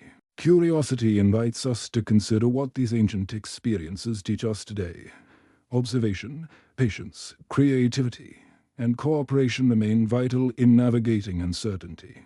Life's challenges are often subtle rather than dramatic, and resilience emerges through cumulative, attentive engagement. The story of humans in ash-covered landscapes reminds us that careful, deliberate action repeated, shared, and refined over time is a profound form of endurance. Picture, finally, a slow evening, the muted sun sinking behind grey hills, fires glowing softly in sheltered clearings, smoke curling into the still air. Adults guide children, observe animals, and tend fires. Every movement is deliberate, every observation intentional, and every story shared carries lessons from the past. The ash-laden world, once challenging, now feels gentle, quiet, and full of subtle rhythm. Humans have endured, adapted, and connected, creating a quiet harmony between action, observation, and survival. And so, as we leave this imagined world of ash behind, we carry with us a sense of calm reflection. The entrance of humans in this landscape was not marked by dramatic heroics, but by patient observation, careful action, creative problem-solving, and attentive cooperation. Daily life, structured by routine and rhythm, allowed small acts to accumulate into lasting resilience. Tools, shelters, fires, foraging practices, and social bonds all played their part in this quiet, enduring story. In the gentle light of this reflection, we can see the broader lessons. Resilience rises from patience, attentiveness, and cooperation. Knowledge accumulates through careful observation and shared practice. And survival is a rhythm of deliberate engagement, creativity, and connection. The ash-covered world, though muted and challenging, became a teacher, subtle guide for attentive humans who learned to endure, adapt, and thrive. And now, as we settle into the quiet of this thought, the story fades gently, leaving us with calm awareness. Life, even under extraordinary circumstances, persists through observation, innovation, patience, and shared knowledge. In this muted, ash-laden world, humans endured quietly yet powerfully, offering a timeless lesson in resilience, attentiveness, and the gentle strength of human connection.